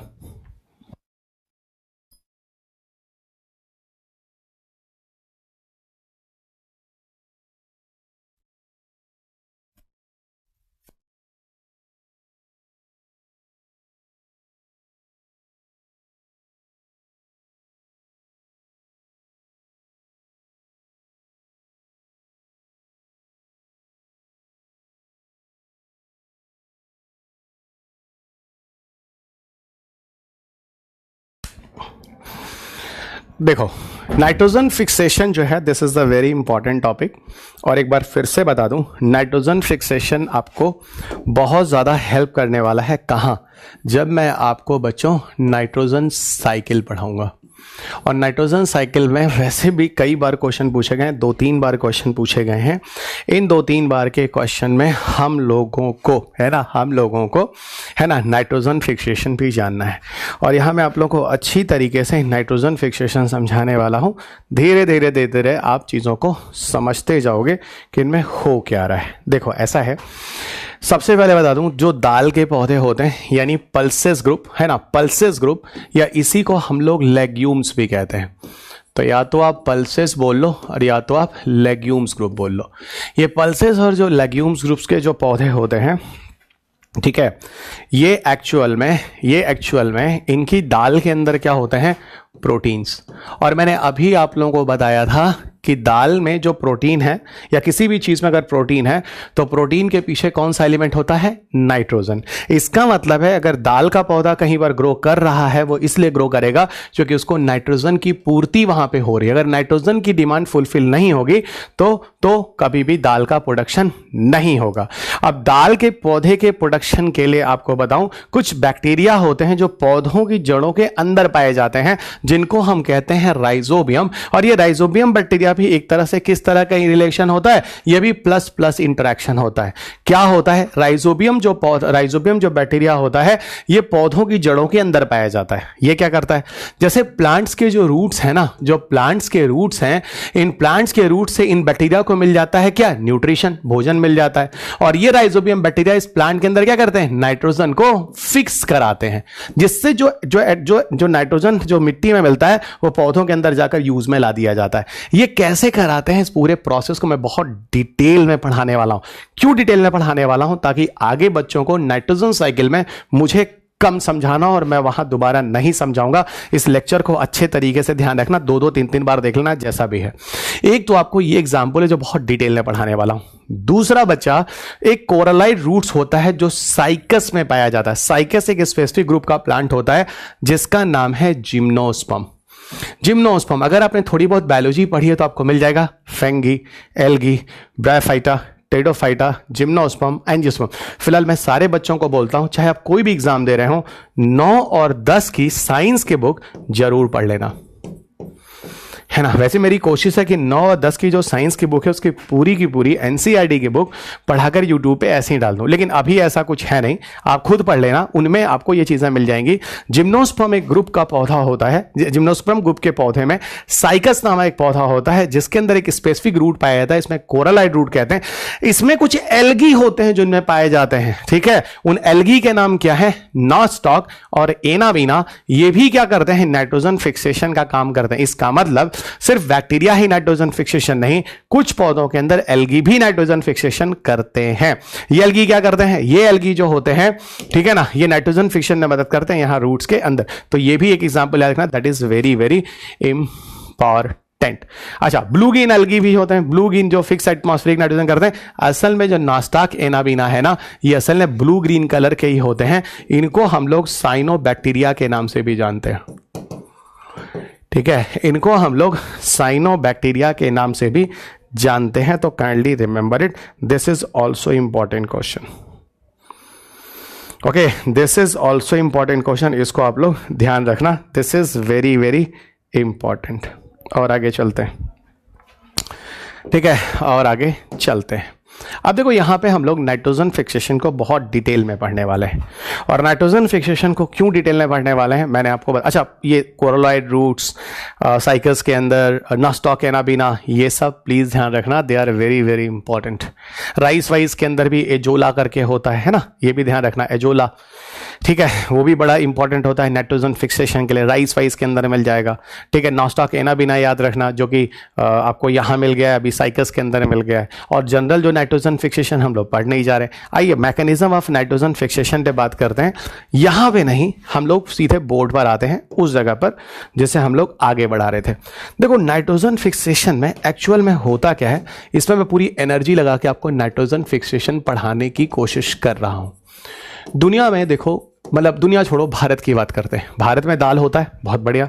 और दाल भी जो होता है भारत में, वो आपको बताऊं, ठीक है, जो दाल भी भारत में होता है वो एक्चुअल में अलग अलग जगहों पर हो रहा है, अलग अलग तरीके से। जैसे देखो, सबसे ज्यादा दाल पूरे भारत में कहां होता है, मध्य प्रदेश में। जबकि मध्य प्रदेश में आपको कोई फर्टिलाइजर डालने की जरूरत नहीं है। मध्य प्रदेश में किसी भी तरह का कोई फर्टिलाइजर डालने की जरूरत नहीं। इसका मतलब वहां का एटमॉस्फेरिक कंडीशन खुद नाइट्रोजन के फर्टिलाइजेशन के लिए वहां पर अच्छा है, ठीक है ना, पौधों की प्रोडक्टिविटी के लिए, जिससे वहां पर दाल की पैदावार हो, ठीक है, यानी वहां की सॉइल में खुद ही इस तरह की चीजें हैं जो पल्स प्रोडक्शन के लिए बहुत ही फेवरेबल है, यानी वहां पर बहुत ज्यादा आपको फर्टिलाइजर डालने की जरूरत ही नहीं है, नेचुरली वहां पर चीजें हो जाती हैं। पहली चीज, यूपी बिहार ले लो, वहां पे भी आपको मिल जाएगा किसका, पल्स का प्रोडक्शन, लेकिन वहां पर आपको फर्टिलाइजर डालने पड़ते हैं। और बाकी जगह जहां पर कोई प्रोडक्शन ही नहीं होता तो उनका कोई लेना ही नहीं है, लेना देना ही नहीं है। हम नाइट्रोजन फिक्सेशन जो पल्सेस में अंदर कर रहे हैं, अगर पौधों के अंदर पल्सेस के अंदर अगर नाइट्रोजन नहीं पहुंचा तो कभी भी पल्स प्रोटीन नहीं बनाएगी, क्योंकि पल्सेस या लेग्यूम क्रॉप्स के अंदर प्रोटीन का मेन एलिमेंट होता है नाइट्रोजन। ये चीज हम पीछे इंसेक्टिवोरस प्लांट में बार बार आपको बता चुके हैं। इंसेक्टिवोरस प्लांट भी जहां होते हैं वहां जमीन में नाइट्रोजन होता नहीं है, तो बेचारे कीड़ों को खाते हैं, कीड़ों से प्रोटीन मिल जाता है, कीटों में मसल होता है, मसल प्रोटीन का बना होता है और प्रोटीन उनको नाइट्रोजन मिल जाता है। अब हम नाइट्रोजन फिक्सेशन के प्लांट्स की बात कर रहे हैं, जरा समझो। देखो यहां ध्यान देना, इन टॉपिक्स को थोड़ा डिटेल में इसलिए करना क्योंकि नाइट्रोजन फिक्सेशन में आपको बहुत सारा फायदा होने वाला है। Ammonification, nitrification, nitrogen fixation, denitrification, ये जो टर्म्स है ना दोस्त, ये सारे के सारे नाइट्रोजन साइकिल में आएंगे जरूर, तो यहीं पे कर लो। अच्छा ये देखो बच्चों, ये ना ये है हमारा सॉइल, गॉट इट। ये सॉइल का नीचे वाला पार्ट है और ये ऊपर वाला पार्ट, यानी मैंने ऊपर वाले पार्ट को कहा भाई ये है एयर यानी एटमॉस्फेयर, और नीचे क्या है, ये है सॉइल। ठीक है, ये है एयर और ये है सॉइल। एयर मतलब एबव एटमॉस्फेयर की बात कर रहा हूं।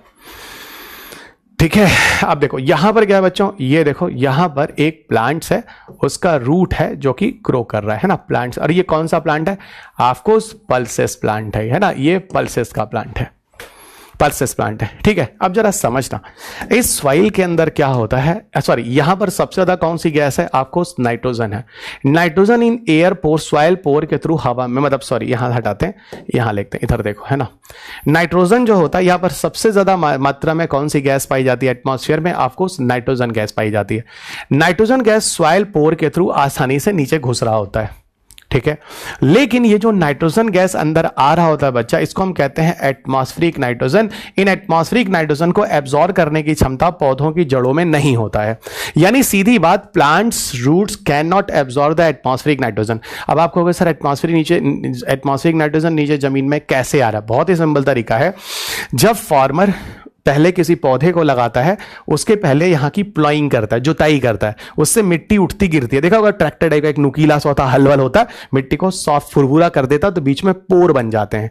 ठीक है ना, पोर बन जाते हैं, तो यहां पर आराम से पोर है, उसके थ्रू एटमॉस्फेरिक नाइट्रोजन नीचे जा रहा है। अब क्या होता है, सुनो, ये एटमॉस्फेरिक नाइट्रोजन को सीधा पौधे एब्जॉर्ब नहीं कर पाते हैं। अब सुनो, इस मिट्टी में कुछ बैक्टीरिया होते हैं, ये क्या करते हैं, उन बैक्टीरिया का नाम है अमोनिफाइंग बैक्टीरिया। क्या नाम है बच्चा, अमोनिफाइंग बैक्टीरिया। ठीक से सुनना, अमोनिफाइंग बैक्टीरिया। ये अमोनिफाइंग बैक्टीरिया क्या करते हैं, एक प्रोसेस करते हैं। कौन सा प्रोसेस करते हैं, अमोनिफाइंग बैक्टीरिया क्या करते हैं, they are doing ammonification process. क्या करते हैं, अमोनिफिकेशन प्रोसेस करते हैं, they are doing ammonification process.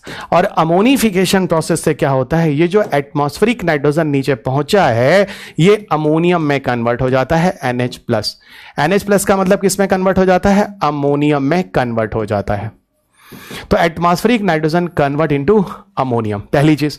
ठीक है ना, अब सुनो, अब आप कहोगे कि सर क्या पौधे नाइट्रोजन को एब्जॉर्ब नहीं कर रहे हैं, तो क्या अमोनियम को करते हैं, तो दोस्त अमोनियम को भी नहीं करते हैं। ठीक है, अभी सुनो, इसी सॉइल में कुछ और बैक्टीरिया होते हैं, सुनते चलो कितनी बैक्टीरिया हो रहे हैं। क्या होता है, इस सॉइल में कुछ बैक्टीरिया होते हैं जिनको हम कहते हैं नाइट्रीफाइंग बैक्टीरिया। देखना, इनको हम क्या कहते हैं बच्चा, नाइट्रीफाइंग बैक्टीरिया, है ना, नाइट्रीफाइंग बैक्टीरिया। क्या कितने सारे बैक्टीरिया, देखते रहो, नाइट्रीफाइंग बैक्टीरिया होते हैं। ठीक है, नाइट्रीफाइंग बैक्टीरिया में इनका जो काम होता है, ये क्या करते हैं, यहां पर नाइट्रिफिकेशन करते हैं। क्या करते हैं, नाइट्रिफिकेशन करते हैं। What they are doing, nitrification करते हैं।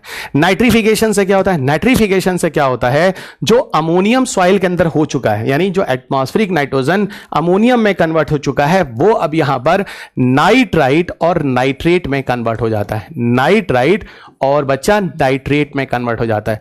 नाइट्राइट मतलब NO2 माइनस और यहां पर NO3 माइनस ले लो, है ना। और ये नाइट्राइट और नाइट्रेट के कंपाउंड हो जाते हैं, यानी नाइट्रोजन जो एटमॉस्फेरिक नाइट्रोजन है, धीरे धीरे सॉइल के अंदर आकर नाइट्राइट और नाइट्रेट में कन्वर्ट हो जाता है।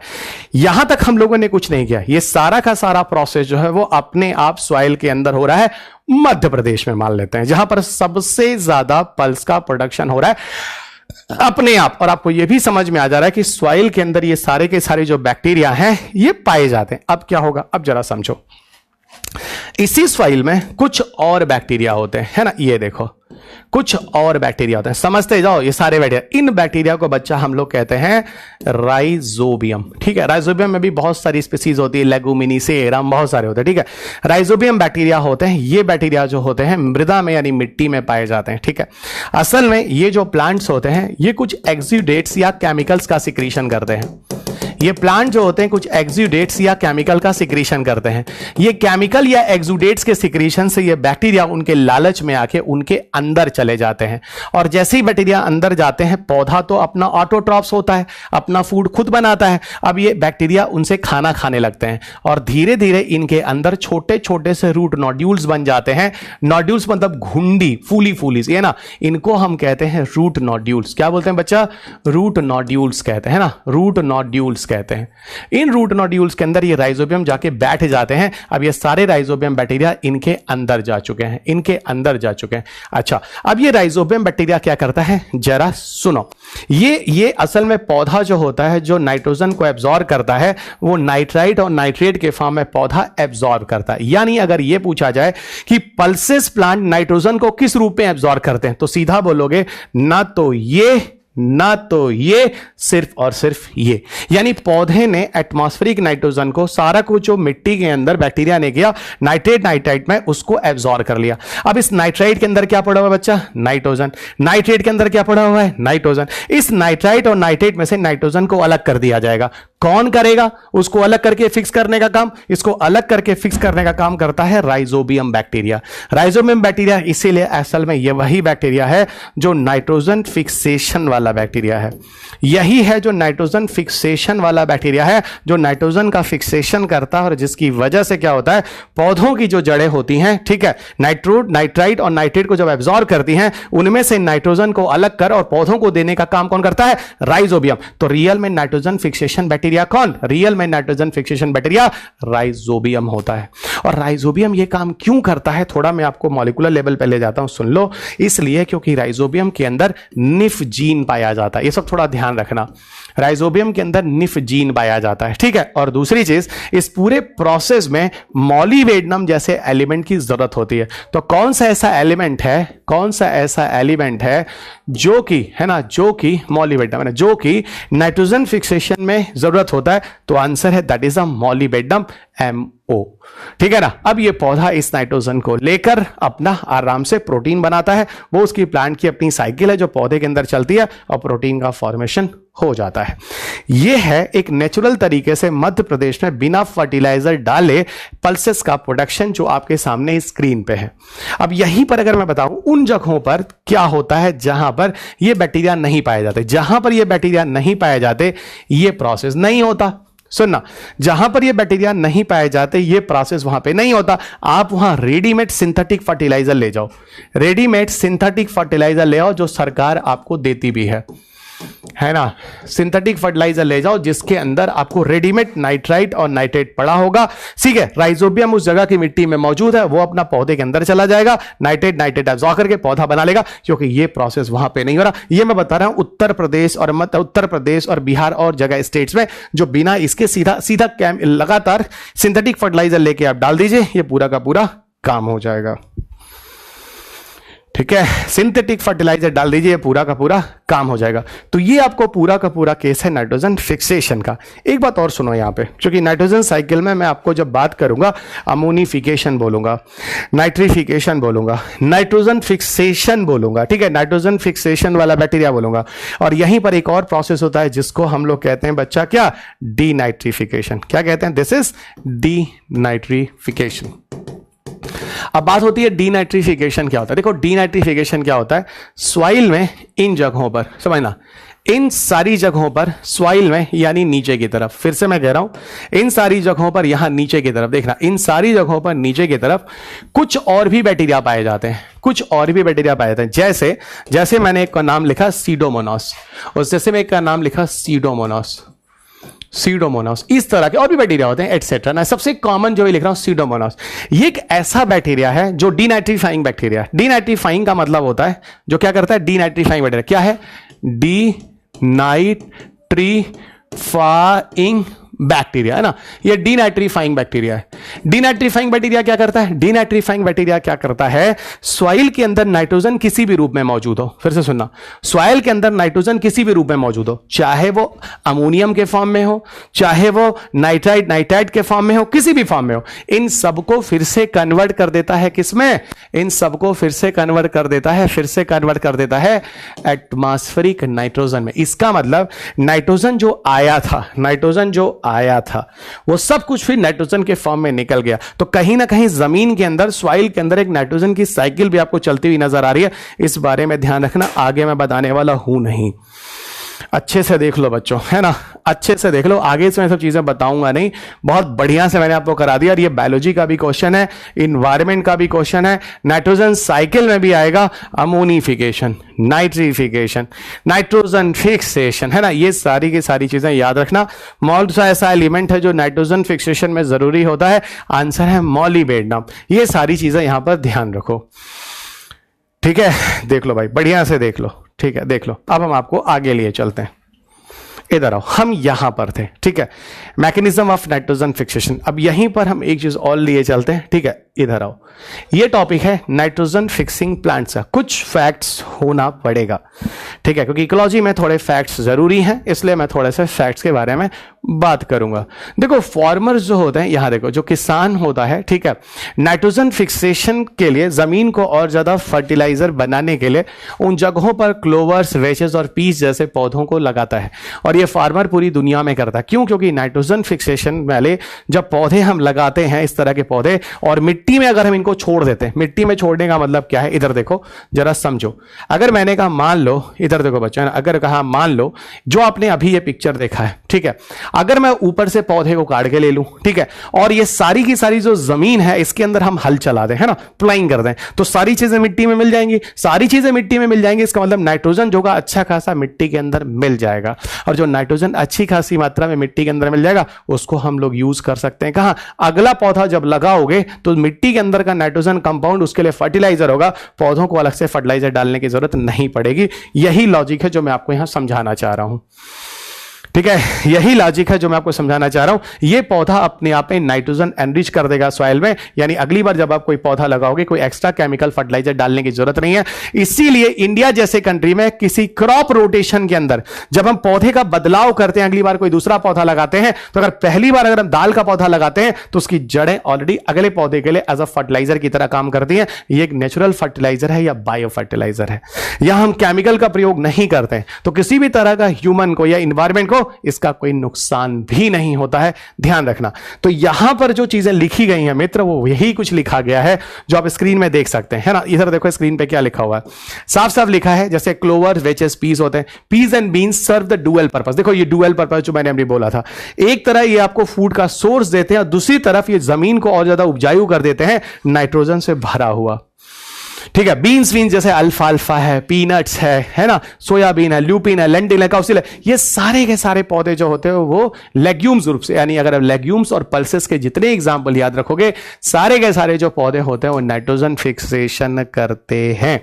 ये चैप्टर थोड़ा लेंदी था, इसको मैंने बिल्कुल भी दो पार्ट में नहीं काटा है, एक ही पार्ट में वीडियोस आपके पास अपलोड हो रहे हैं, ठीक है, लेकिन बड़े और लेंदी वीडियोस को मैं दो पार्ट में पढ़ाऊंगा, ये मैं आपको पहले ही बता रहा हूं, ठीक है, क्योंकि एक साइकोलॉजी है स्टूडेंट के दिमाग में। अगर हम 3-3, 4-4 घंटे के 6 वीडियो करके या 8 वीडियो करके सिलेबस खत्म कर दें तो बच्चों को लगता है 8 ही वीडियो है ना, 8 ही क्लास है। उसी को अगर 1-1 घंटे का कर देते तो लगता है भाई 35 क्लास है, ठीक है ना, क्योंकि साइकोलॉजी से ये चीज मैं आपको जानता हूं आप लोग किस लेवल का सोचते हैं, लेकिन इस तरह से कोशिश मेरी रहती है 1 घंटे के आसपास ही जो वीडियोस हो वो आपको दिए जाए, उससे ज्यादा नहीं, ठीक है। इधर आओ, बाकी ये चीज़ें आपको बताई हैं टेलीग्राम चैनल पे, फेसबुक पेज पे, इंस्टाग्राम पे, यूट्यूब पे, हर जगह आप मेरे साथ हमेशा ही कनेक्टेड हैं, ठीक है, और यहाँ आगे भी जुड़े रहिए अगर भविष्य में आपको सीरियस कोई क्लास देखना है तो। बाकी थैंक यू एवरीवन, अगले लेक्चर में आपके साथ फिर मुलाकात होगी, तब तक अपना ख्याल रखें, स्वस्थ रहें, खुश रहें और मस्त रहें, मुस्कुराते रहें। जय हिंद।